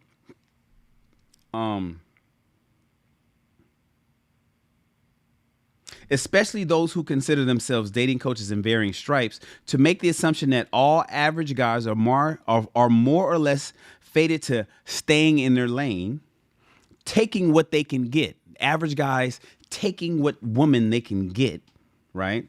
Or getting the select guys leftovers and so on. Being the cleanup man. The average guy being the cleanup man. That's what the mentality has been set for so long. Nothing says you can endorse something or someone more than you actually being there that's certain someone or something is. So long as you put up with a woman's disrespect, fellas, so long as you, fellas, put up with a woman's disrespect, disregard and or cruelty, and let's keep it totally 100, there are groups of women on the planet that can be more so in this regard than black women. They have absolutely no reason to change. As long as, so in a nutshell, let me just give you that in a nutshell. Fellas, as long as you keep putting up with the bullshit, there's no reason for the women to change. As long as you're willing to be disrespected, there's no reason for her to not continue to disrespect.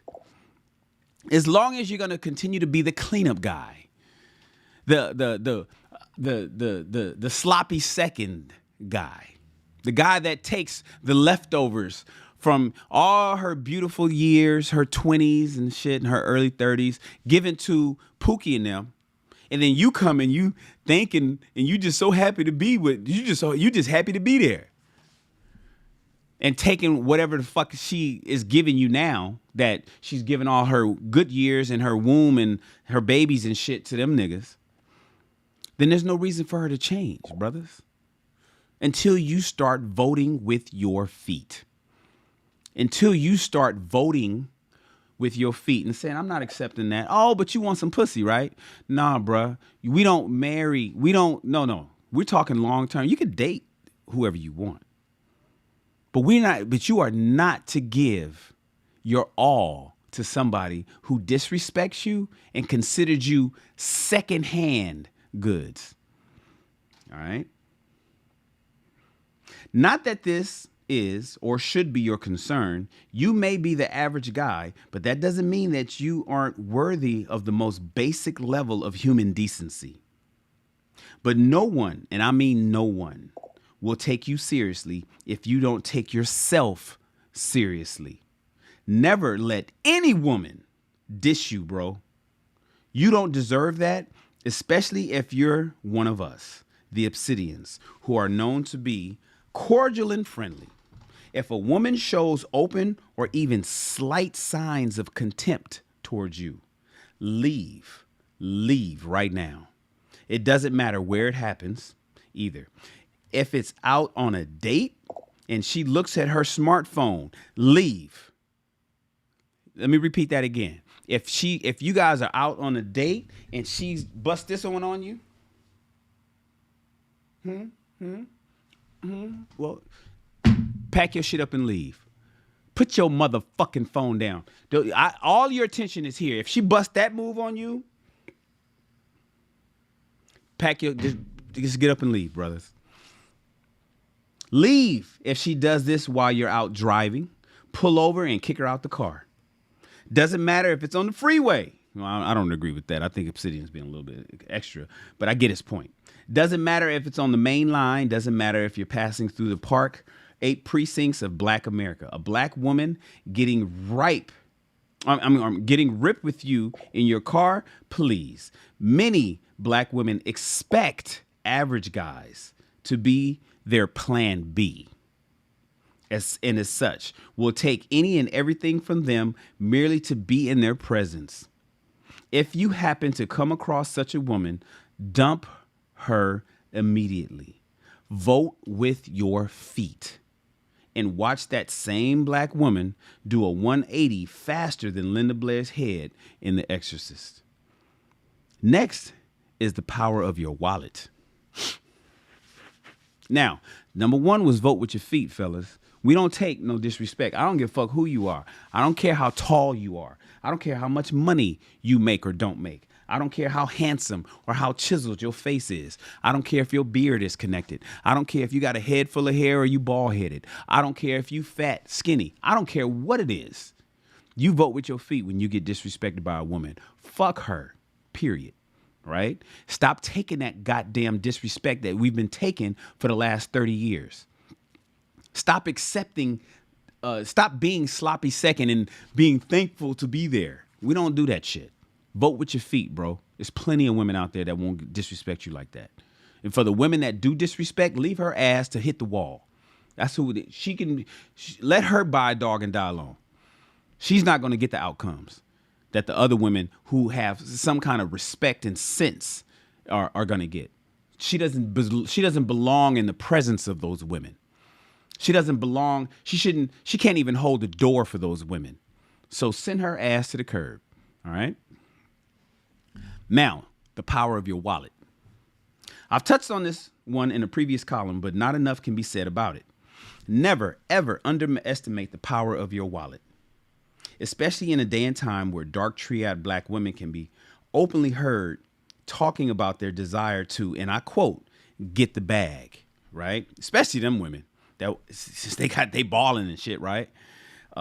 Remember, as an average guy, a major advantage you will have over most select guys, over Pookie and them, is your bank account, is your credit score, and your ability to generate fresh amounts of cash.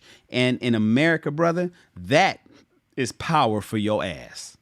Now more than ever, the men who control the purse strings are the true shot callers of the universe.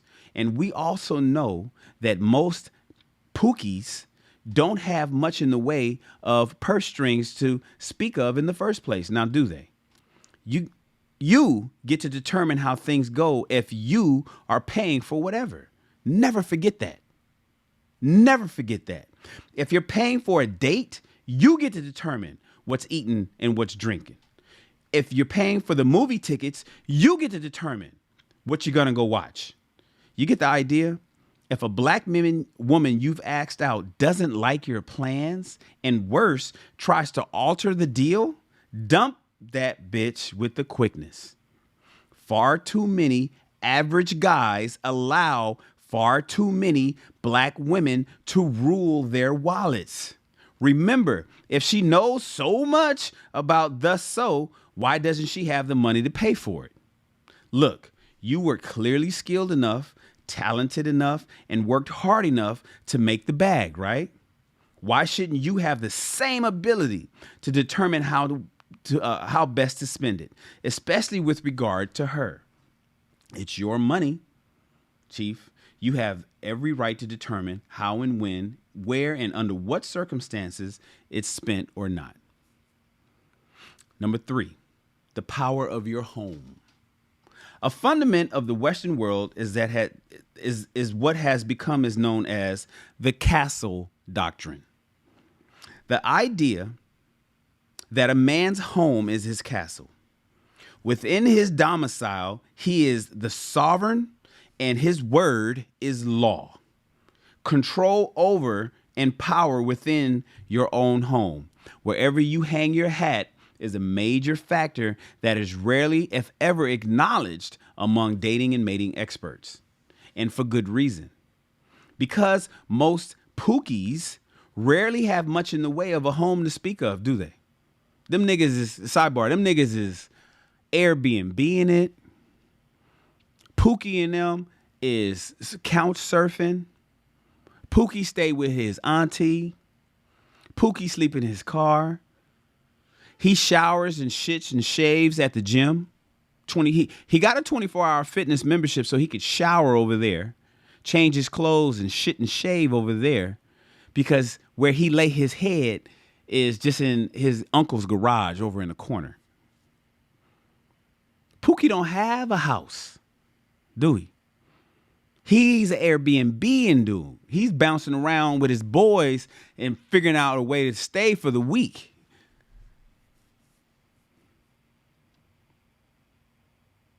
Who do you think black women are talking about when they bring up the topic of hobosexuals?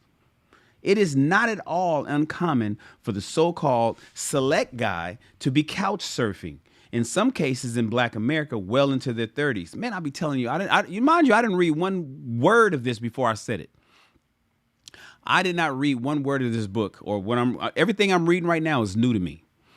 So when he says something that I just talked about, it's because me and Obsidian has been there and done that. Just to be honest with you. I didn't know he was gonna talk about homosexuals. I didn't bring it up, but I know about couch surfing. I know about them niggas.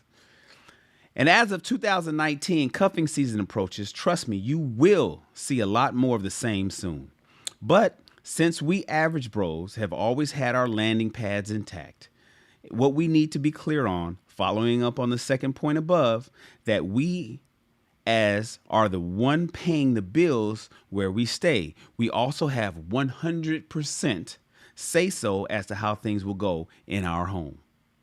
That means that any black woman that is there, be that for the night or for a lifetime, has to understand that the usual antics they indulge in will not be tolerated. Any infractions or violations in this regard can result in the immediate dumping of that bitch. And you should be keen to the point that outright from the outset. Remember, good fences make good neighbors, and men have every right to boundaries too. The last point is number 4, power of your dick, fellas. The power of your penis, fellas. That's right, the power of your dick. That may sound strange or odd in this article is aimed at the average guy, where the conventional hood wisdom holds that the pookies have dicks made of vibranium. But the truth of the matter is that far too many black men of both varieties sex up far too many unworthy black women, which in turn fuels many a black woman delusional notions of who she really is out there on these streets. While we as men don't think so, in the minds of black women, every time you have sex with her is a vote of your endorsing her as she is. Hence, all the songs and the social media postings and even the articles in major black publications demanding that black men take me as I am. You may not have control over which black woman is sexually attracted to you, but you do have a 100% control over your dick. And you are not obligated to bang every black woman with a pulse. In fact, quite a few black women will react with dismay, shock, and belief, and I can attest to this, at the prospect that a self-respecting non-select or average guy declines her offer of sexual companionship for whatever reason. Remember, many black women do see you, Mr. Average Guy, as her plan B. Instead of merely playing your role, take a page out of the Joker's book in The Dark Knight and introduce a little anarchy to the established hood order and watch everything become chaos. There's a lot more that I can say here, but this is a dating column, so I have to end it here. At any rate, you get my point. There are, in fact, 4 distinct specific areas of power and control that every man has, but especially the so-called non-select guy has it at his fingertips. All he has to do is know it and use it. All right, let's move on. We're on chapter 39. We only got 2 more chapters left, ladies and gentlemen. And this chapter here is the power of the non-select guy. It's the power of the average guy. Let's continue. Never underestimate the power of your influence. Denisha D'Souza. In last week's chapter, 3 Great Things About Being a Non-Select Guy, I made the case that, contrary to urban legend and popular opinion, being a proverbial non-select guy, the average guy, right, is not a death sentence. You're not relegated to the so-called select guys leftovers, nor are you fated to be a dreaded incel, but rather such guys have a lot more power and influence than they may realize. Moreover, many others know this and work day and night, fight tooth and nail to keep the average guy from knowing it. They don't want you to know this information. So before getting into it, let's briefly recap what a select guy and a non-select guy. And before I begin, I want to take this time out to specifically thank Mr. Rom Wills for coming forward with this most helpful schema. It really does simplify things. The select guy and the non-select guy, briefly defined. In the minds and eyes of black women today, the select man, the men that she selects, the men that women look at from a distance at the party and says, I select him. I want that dude. He is tall, He is athletic. He is muscular. He is conspicuously handsome. Think prison bae like Jeremy Meeks, right? In addition, he's socially suave and smooth, always saying the right things at the right times to the ladies. The things the ladies most want to hear, which almost by definition means lots of lying is involved, be that implicit or explicit. When it comes to grooming, style, and appearance, there is a noted range from the debonair to the street look. Either way, however, they tend to make a striking pose when they appear. It is an admittedly seductive and charming lure to so many black women who can blame them for nibbling on the bait, right? Lastly, and I mean that literally, with Essence, what's this? Lastly, and I mean that literally, with Essence magazine among a great many other sources to back me up, black women consider this select man to be one with conspicuous signals of worldly and material success. Depending on the social station of the black woman in question, this can range from an upper tier criminal, such as drug traffickers, to a big law partner, preacher, pastor, or maybe he's a high-level politician or a big government apparatchik. I don't know what that word is. Or, of course, entertainer / pro athlete. It may be harsh to say openly, but the truth has to be told. Most black women do not select black men first and foremost on intelligence for his own sake. In fact, one gets the sneaking suspicion that many black women actively avoids black men who are known for their brain power over their brawn. I can attest to that. I mean, it's okay. So sidebar, it's no question that I'm smart. I know I'm smart. I know I'm intelligent. I know I'm smarter than the average person. I have an IQ of 140, right? So my last IQ test was, no, I'm sorry. My last IQ test was 135, right? I was 5 points away from being considered a genius. So they consider me an intellect. Anyways, the point is I'm in the top 1% of intelligence in America, in the world, actually, because most people with a high IQ of 135 or more is only 1% of humans on the planet. So I know I'm smart. I've dated women who went and dated dumb motherfuckers to make them feel better because they couldn't keep up with me intellectually. It's crazy to see that. And I'll be like, wow, so why are you dating? No, I don't ask that question. I've never asked that question. But in my mind, I'm asking, why? Why is she dating such and such?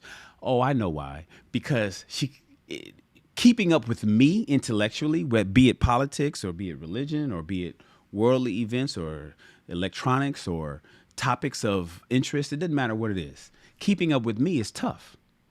But if you find somebody that's dumb, then it makes you feel better about yourself. It happens all the time. All right, so let's continue. Women like to say that they're sapiosexuals, though. Don't get me wrong. Women love to say, I want smart men until they get one. And then when they get one, it's like, oh, I didn't know that this is what comes with it. Damn, he's holding me accountable. Fuck that. I don't want no smart motherfucker. Let me go back to find stupid Pookie who don't know no better. That's the reality. So I don't even listen to people that claim that they're a sapiosexual and they care about intelligence, because when they're put to the test, they usually fall apart. All right, let's continue.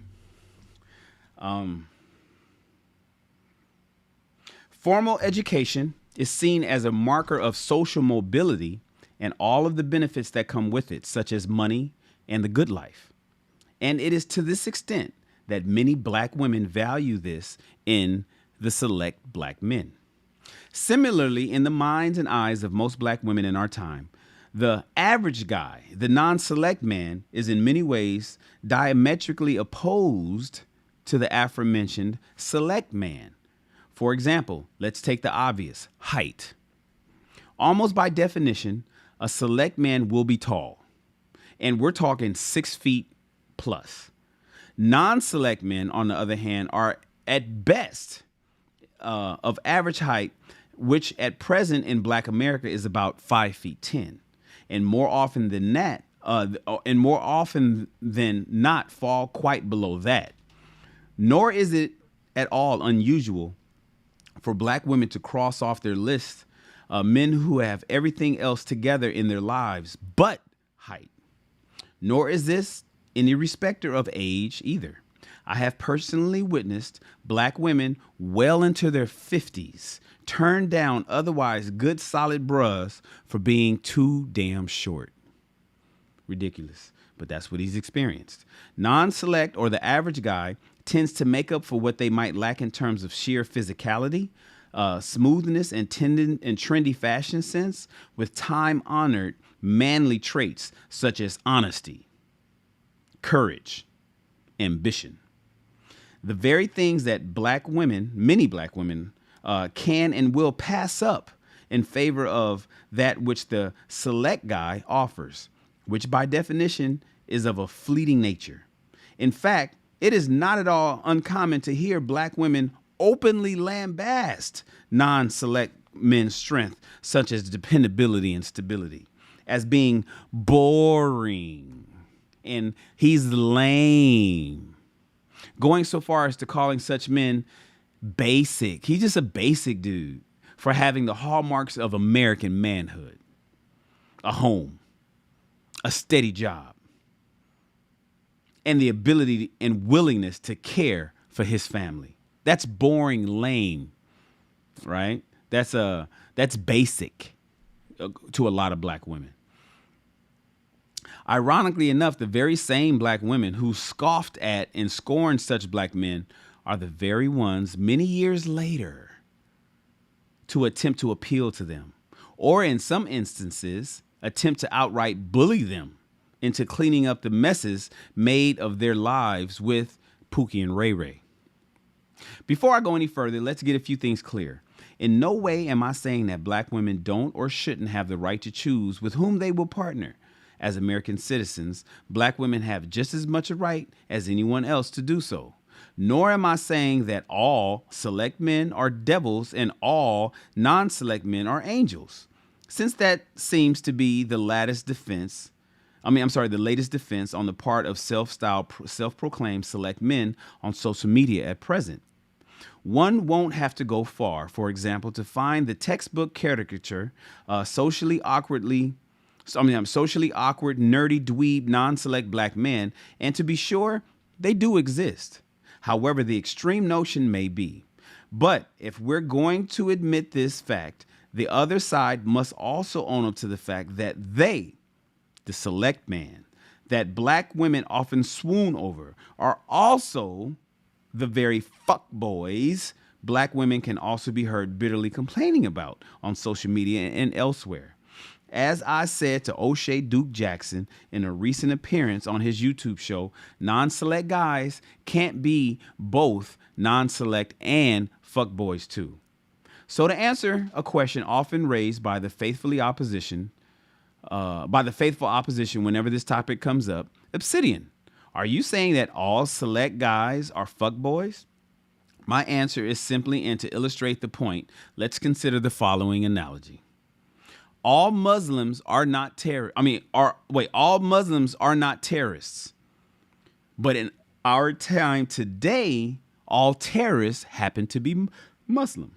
Similarly, all select men are not fuckboys. But according to the public laments on part of the literally millions of Black women themselves, all fuckboys just so happen to be select men.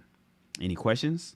The power of the non-select guy. As promised above, I am now going to make the case for the power that the non-select guy have, and it ain't no joke. Why? Well, for one thing, unlike most select guys, non-select guys are naturally suited to the long game of dating and mating, something that is naturally suited to being a man when you think about it.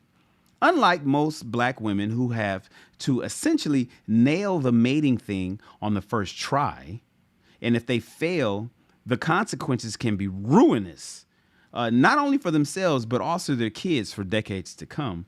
Most men can start over later in life. Indeed, It is not at all uncommon to see men doing this well into their 50s and beyond. However, select guys as a rule tend to operate on a short-term horizon. They excel at one-night stands, the weekend fling, and so on.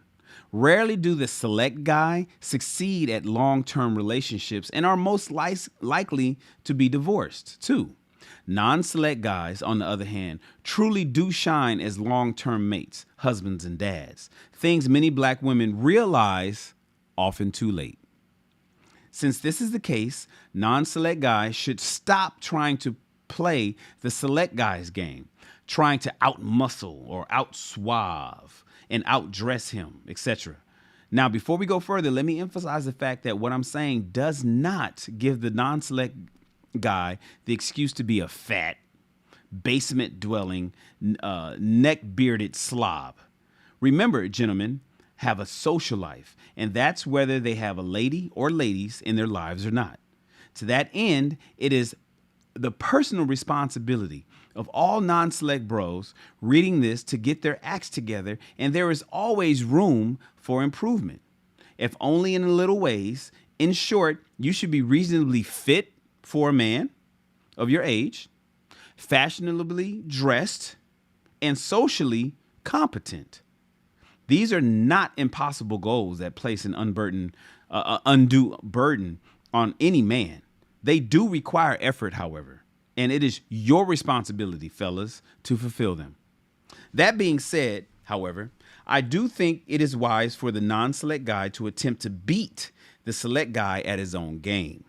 More often than not, he is likely to lose. Instead,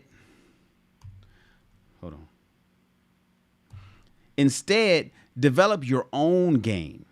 Let's take those brains, for example. Make that work for you, brothers. Make your ambition, your industriousness, and honesty work for you. You get the idea here. The point is to play to your strengths instead of listening to others who really don't have your best your best interests at heart, and are in fact only using you because you have what they need in order to survive. Taking things one step further, let's consider how some of the aforementioned strengths can play themselves out in real time, shall we? We know that most black women in our time have never married, nor will they ever marry. And while this can be attributed in part to the life decisions of many black women themselves, we still can't get around the fact that it still requires black men to make that move of proposing to her in the first place. That, my friends, is an example of your power as a non-select average guy. You have the power to determine which of these black women will become a wife and which will live out her days as either a spinster or a baby mama. The same can be said of non-marital long-term relationships. In other words, girlfriends. Again, fellas, you have the power to determine which black women will be a girlfriend and which will not, period. No woman, regardless of color, can make this decision. Only men can make that decision. And since, by definition, average guys are long game guys, we have all the power in the universe to determine which black woman gets all the benefits of being a long-term girlfriend and which is damned to booty call category. Even black women don't relish the idea of being a booty call for life. At some point, they too want to be married, or at the very least in a long-term relationship, and all that comes with it in its best sense. What are some of the benefits, you might ask? Well, if you refer to my previous chapter, Lessons Learned from the Summer 2019 North Philly Shootout, I made the case that the average guy actually offers more in a way of protection and security to black women. The very same black women who can be heard loudly wailing about not being protected in our time today.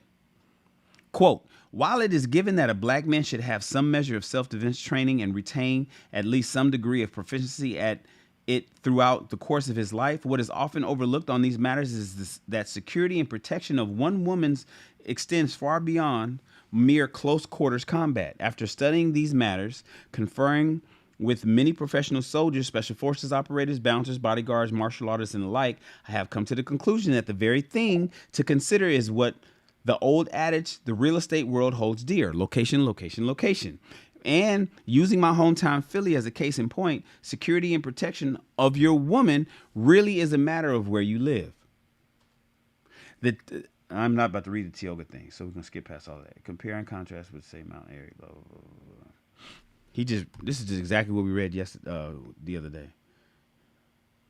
So, by merely using some simple metrics of my own hometown in real time, we can safely say that while it is useful, helpful, and wise for black men to know how to throw them hands, as well as being proficient in the use of some form of weapon, be it ranged, melee, improvised, or all the above, what is also very clear from the data is that the location plays a critical, even more important role when it comes to safety and security of one's woman, and if applicable, his family. We actually read that part too. So let me continue.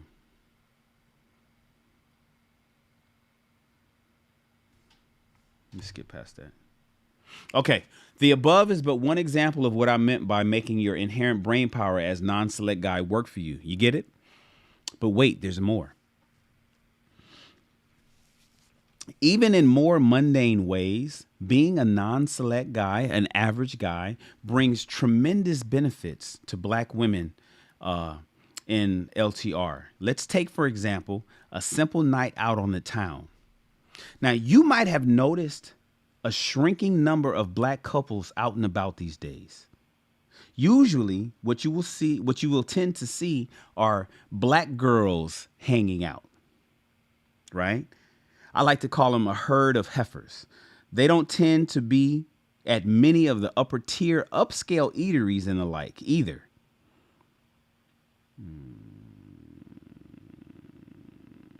Damn, why does he do this?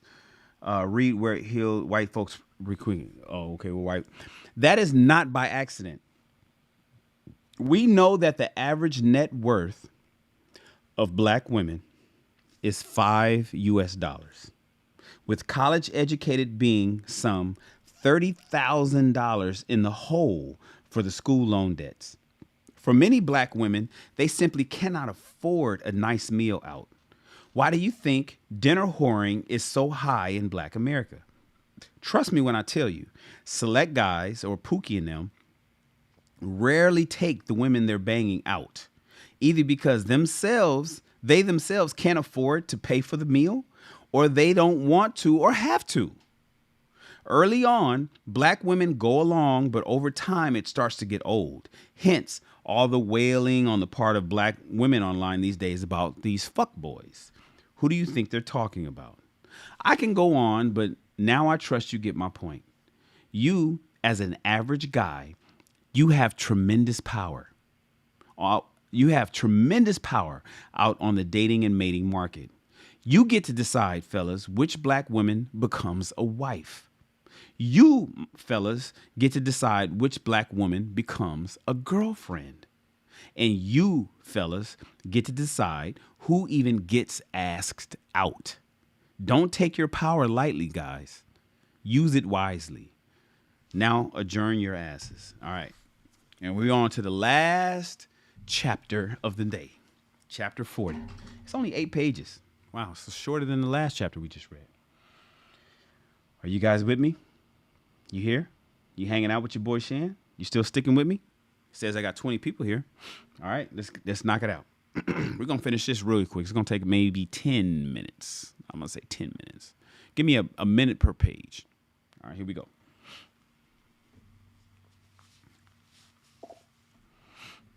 Home stretch, Mr. What up, Nope? Home stretch, Nope. All right, here we go. 3 great things about being an average guy.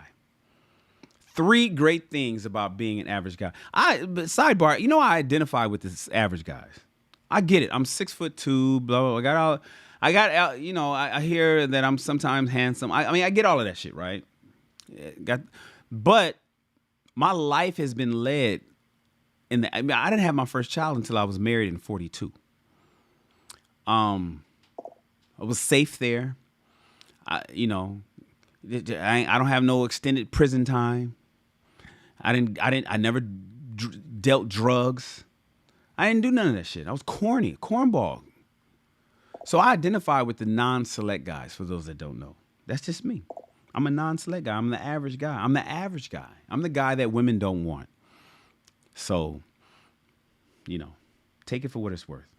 All right, here we go. Unlike women of other races, ethnic groups, and cultures who tend toward varying degrees of coyness on the matter, Black American women, am I talking to you ladies? Black American women?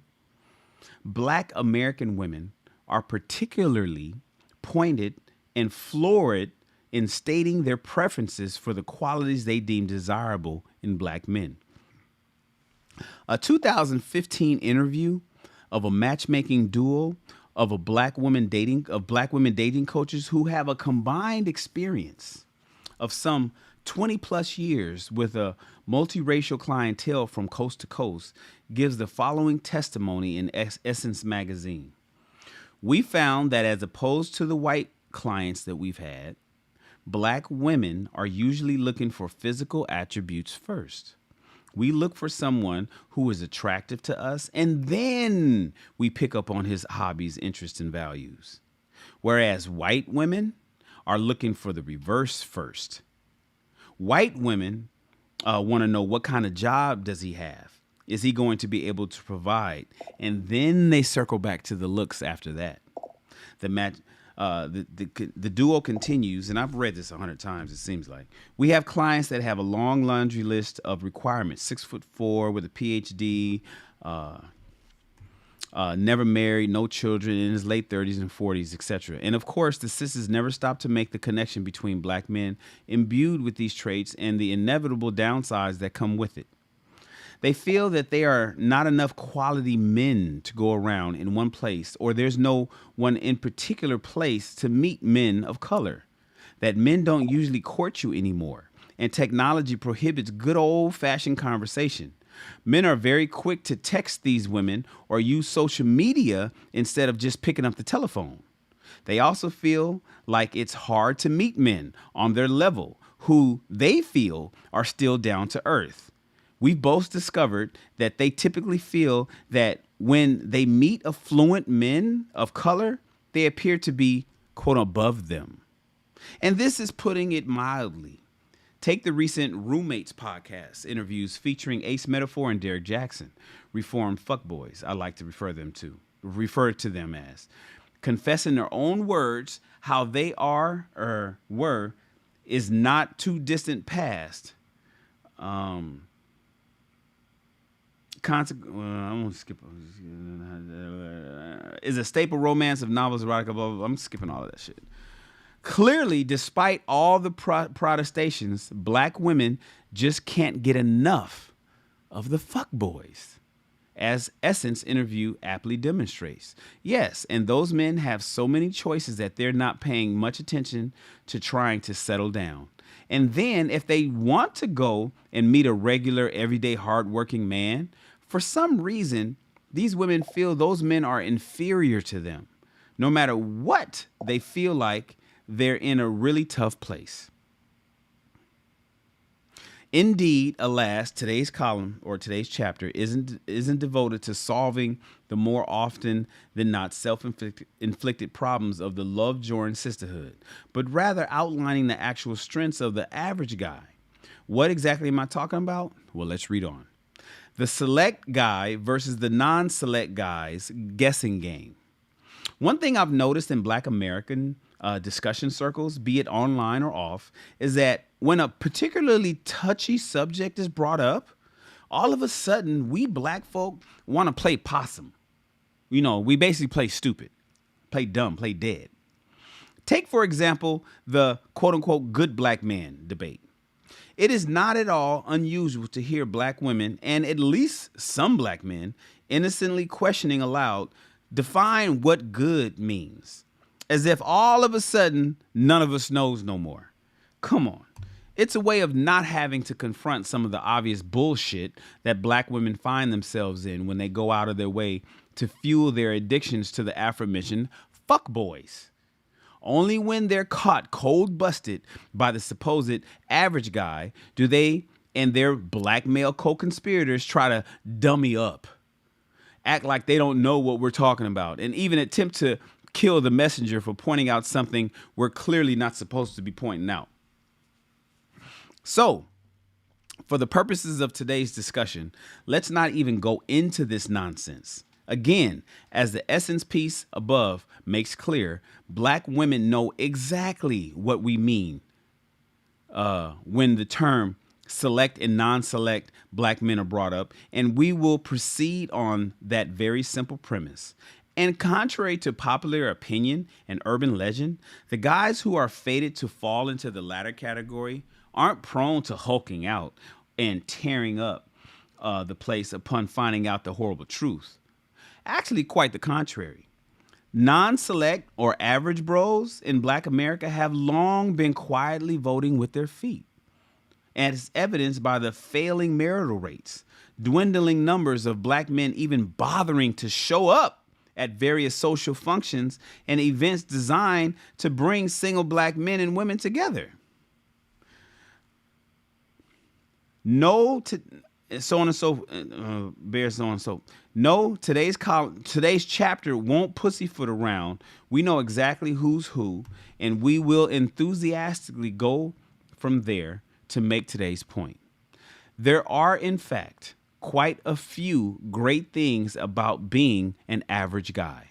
In fact, I am going to lay out 3 distinct things that proves that being an average guy ain't so bad at all, and just possibly a blessing in disguise. Let's consider them all in turn, shall we? 3 great things about being an average guy. Number 1. The first great thing about being an average guy or a non-select guy, the guy that the women don't select guy, is that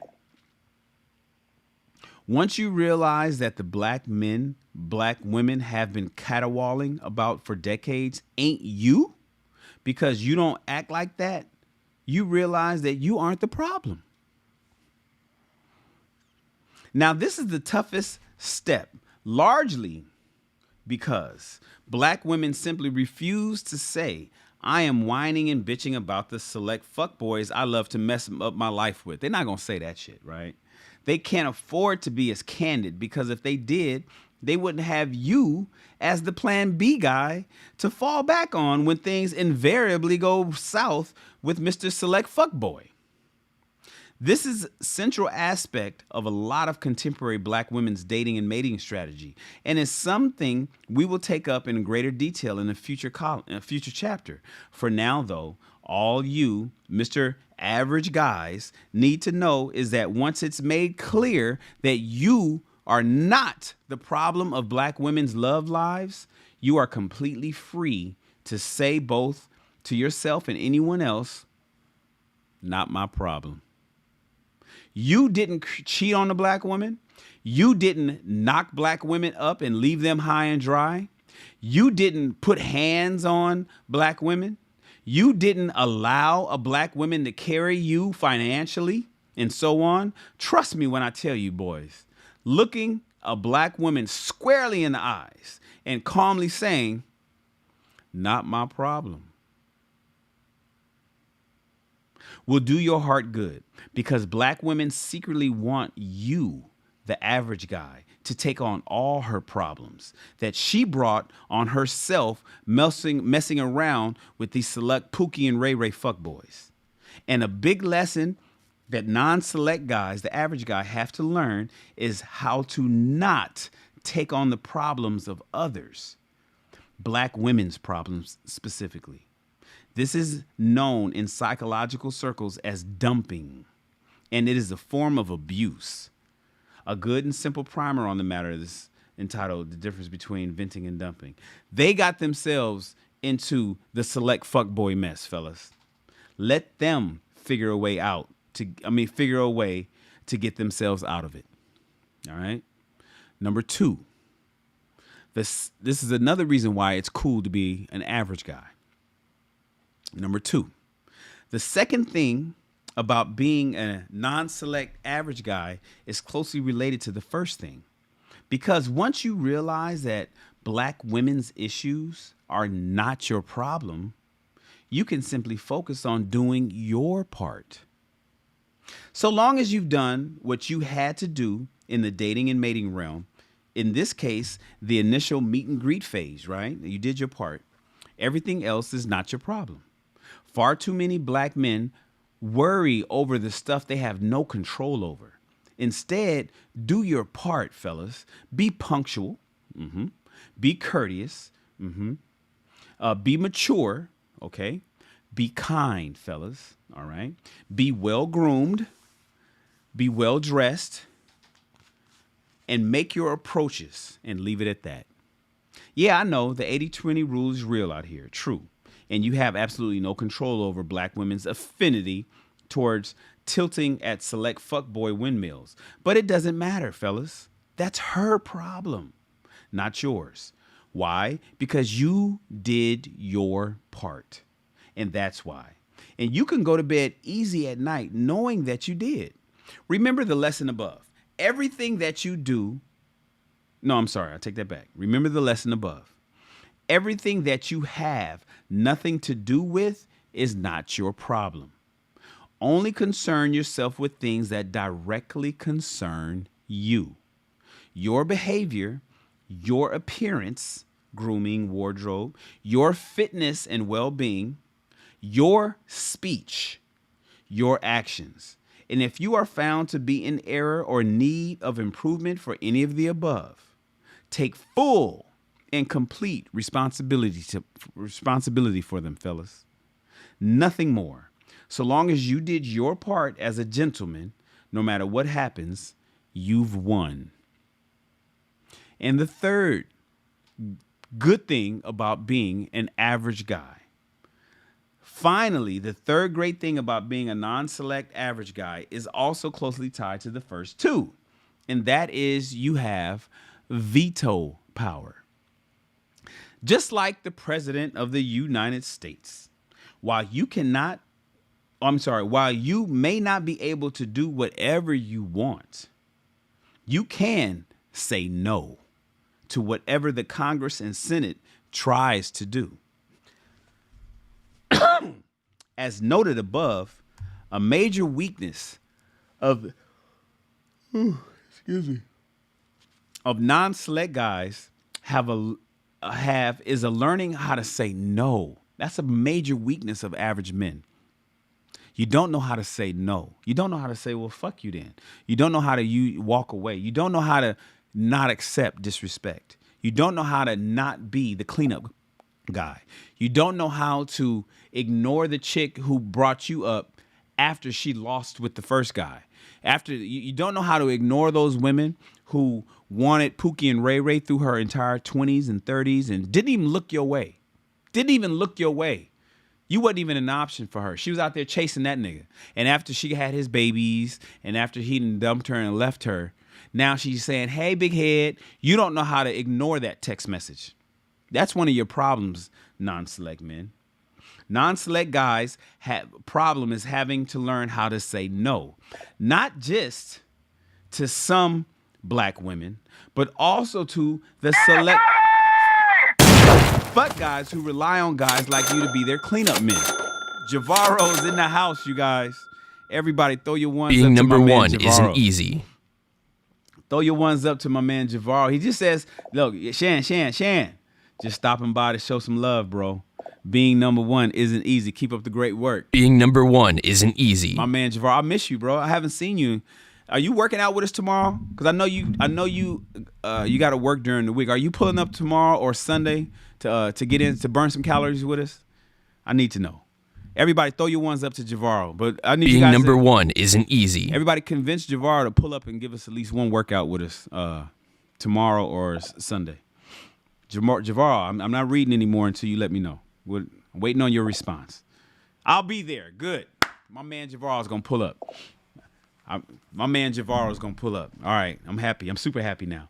Thank you, Javaro. Thank you, everybody. I mean, everybody, throw your ones up. Being to number Javaro. one isn't easy. Javaro came over here and blessed the channel with $20. He always, by the way, he always does this, right? It's almost kind of like no surprise to me. So when you see Javaro super chat, just know it's just continued of what he always does anyways. He's always supporting this channel. He's out working, but he takes some of his income and then he blesses the channel. He doesn't have to do that, but he does it anyway. So shout out to my man Javaro. Appreciate you, bro. Being number one isn't easy. All right, let's continue. I'll take it from the top. Non-select guys have a problem with learning how to say no. Not just to some black women, but also to the select fuckboys who rely on guys like you to be their cleanup men. Don't let either black women or fuckboys take advantage of you. Say no, fellas. So, for example, as a general rule, if a black woman is a baby mama, here we go. I think he's getting ready to go here. Ladies, I don't mean to hurt your feelings, but I kind of mean to hurt your feelings. I don't mean to hurt your feelings, but I kind of mean to hurt your feelings. All right? This might be you. I'm sorry. Just figure out how to get yourself out of it. But here's what we're getting ready to say. Fellas, to my average guys, to my regular guys, to my non-select guys, to the guys that the women don't generally want. Here's an example. As a general rule, if a black woman is a baby mama, that means she's not a wife. She was never a wife, but she got some babies by some nigga. If you are a wife or if you are a divorcee, we aren't talking to you. You do understand there's a difference between being a baby mama and being a divorcee. I hope you understand that. Now, if you had babies before you got married, you really got fucking lucky.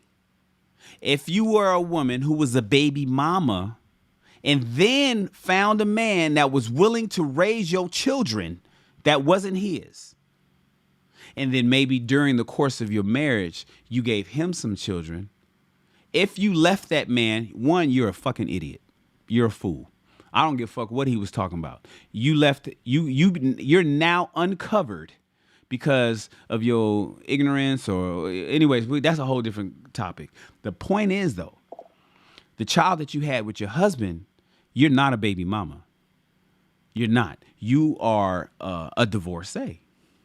We distinctly give a difference between women who actively have children with men that they're not married to and just turn themselves into baby mamas. I don't give a fuck how much he promises you. I don't give a fuck how much he said that he was going to do this with you and all that other kind of stuff. I don't even care if he proposed to you and y'all never made it to the altar. The point is, we don't classify baby mamas the same as we classify widows or divorcees or women who are separated but in a marriage or whatever and they have children. That's a completely different thing. Those women have a different mindset because when you got married, when you went into that, you had a mindset that's different than a baby mama. So that's what we talking about. So right now I'm speaking to the average guy who, as a general rule, if a black woman is a baby mama, chances are very high that her baby daddy is a select fuckboy. The chances are very high that her baby daddy is a fuckboy. No, other black women, whether baby mamas or not, are nevertheless alpha widows. I prefer the term select fuckboy junkies. No, many black women who've been scarred mentally, emotionally, and even physically by the fuckboys and are now ready to settle down. No. You get the idea, right? Another point here is that very often, as my recent chapter, All the Crazy Ladies bears out, lots of black women will intentionally seek out average guys to give them the boyfriend experience, then go back home and keep getting their backs blown out by the select fuckboys. See, they want the boyfriend experience from you, right? The dating and the movies and shit. But then guess Tyrone gets to come over and knock that ass into oblivion. He gets to bend her over the sofa. Not you, but Tyrone does. So while it may be true that black women may not get to pick and choose who can get it, sex. That's what black women get to choose. You, my friends, get to choose who becomes a wife. You get to choose who becomes a girlfriend and even who gets to go out on a date. Claim your power, fellas, and use it wisely. Just like every man can get laid, every woman can choose either. See how this all balances out in the end? In summary, what does an article about not being that guy have to do with a dating column ostensibly devoted to being that guy, you may ask? Simply this. What the pickup artists and dating coaching expert David D'Angelo said was true. Attraction isn't a choice, but that doesn't mean that your life is over. Far from it. As I've noted above, even if you lose, you still win in 3 very distinct ways. Too long, don't read. 1, it's not my problem. 2, do your part. And 3, you have, fellas, veto power. Learn how to say no. And that is the end of today's chapter.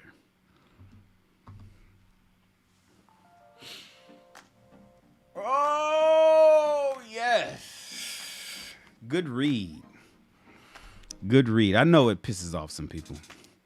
I know listening to some of this pisses off some people. I've talked to somebody who said, man, I was listening, but it's too much for me. I know it's too much for you. Of course it is.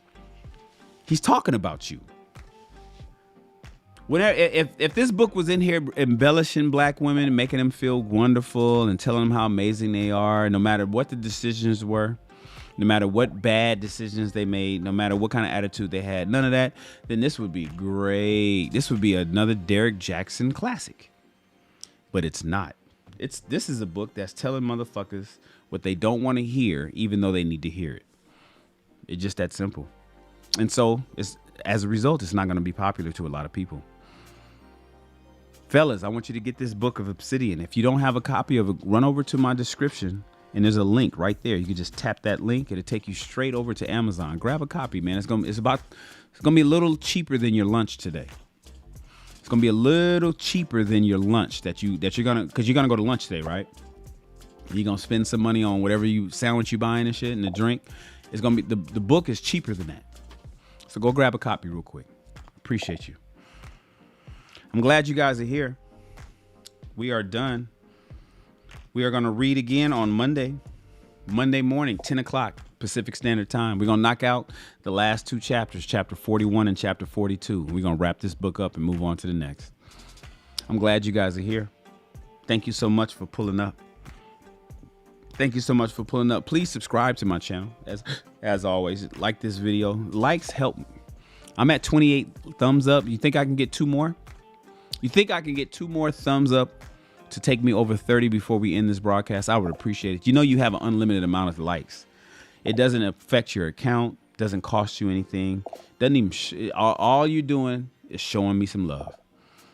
Thank you so much. Somebody just gave me a like because now I'm at 29. If I can get 1 more like, that'd be really awesome. Yes, I'm asking for likes. I don't ask for money, but I want the likes. Straight up. I want you guys to hit the thumbs up on my videos. Boom! Somehow I'm at 31. So here's the thing. The last 3 people that just hit the like button on this video, thank you especially.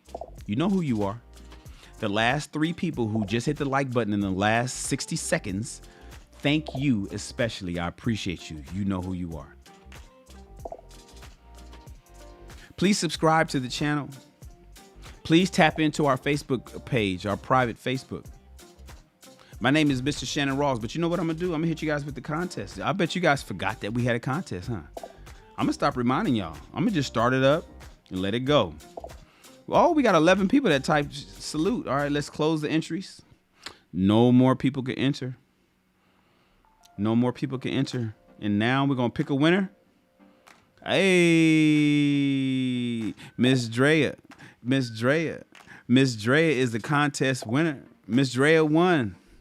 Miss Drea won the free contest winner. Miss Drea, you know what to do. Follow the instructions in the chat. It tells you what to do. Just like that, we appreciate you guys. And then I'm going to complete this contest and we'll start it up again on the next broadcast. Let me go over here, hit my timers, turn this one off, and then no, I don't need to turn any other ones on. We are good to go. Thank you so much, everybody. I appreciate you guys. My name is Mr. Shannon Rawls. Thank you for reading along with us. And remember that reading is the way to expand your mind and your bank account. Your mind and your bank account. Tune in next time to Rich People Read. And you, my friends, do y'all know what I'm going to say? Do you guys know what I'm going to say? Tune in next time to Rich People Read. And you, my friends, do y'all know what I'm going to say? I say it every time. It's my signature outro. And you, my friends, are dismissed. Yeah.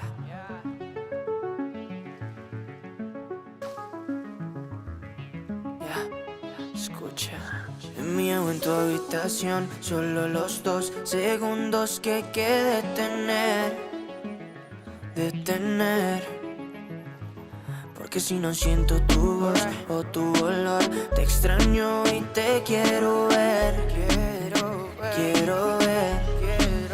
Tanto me falta. Todas esas noches tan soñadas. Que me levantes la mirada. Tú tienes pinta de indicada. Me haces falta, bebé. Dime qué tengo que hacer pa' tenerte de una vez, pa' no poderte perder. Dulce, eres mi bombón. Te quiero melocotón. Por ti corro un maratón. Solo de la dirección. Tú y yo, queriendo más amor. Pa' mí no es suficiente. Yo quiero tu calor. Tú y yo, con esa conexión. Somos lo que la gente no ha visto de los dos. Tanto me falta. Todas esas noches tan soñadas. Que me levantes la mirada. Tú tienes pinta de indicada. Mira, somos perfectos. Es algo indiscutible. Mi estilo y tu estilo no están disponibles. Solo soy sensible cuando te tengo porque eres irresistible. Tus labios combinan con tus ojos. Porque eres tan pretty que hasta yo de eso me antojo. Chica, necesito mis anteojos. Quiero verte en noche hermosa de todos modos. Tú y yo, queriendo más amor. A mí no es suficiente. Yo quiero tu calor. Tú y yo, con esa conexión. Somos lo que la gente no ha visto de los dos. Tanto me falta. Todas esas noches tan soñadas. Que me levantes la mirada. Tú tienes pinta de indicada. Tanto me falta. Tan soñada, que me levantes la mirada. Tú tienes pinta de indicada.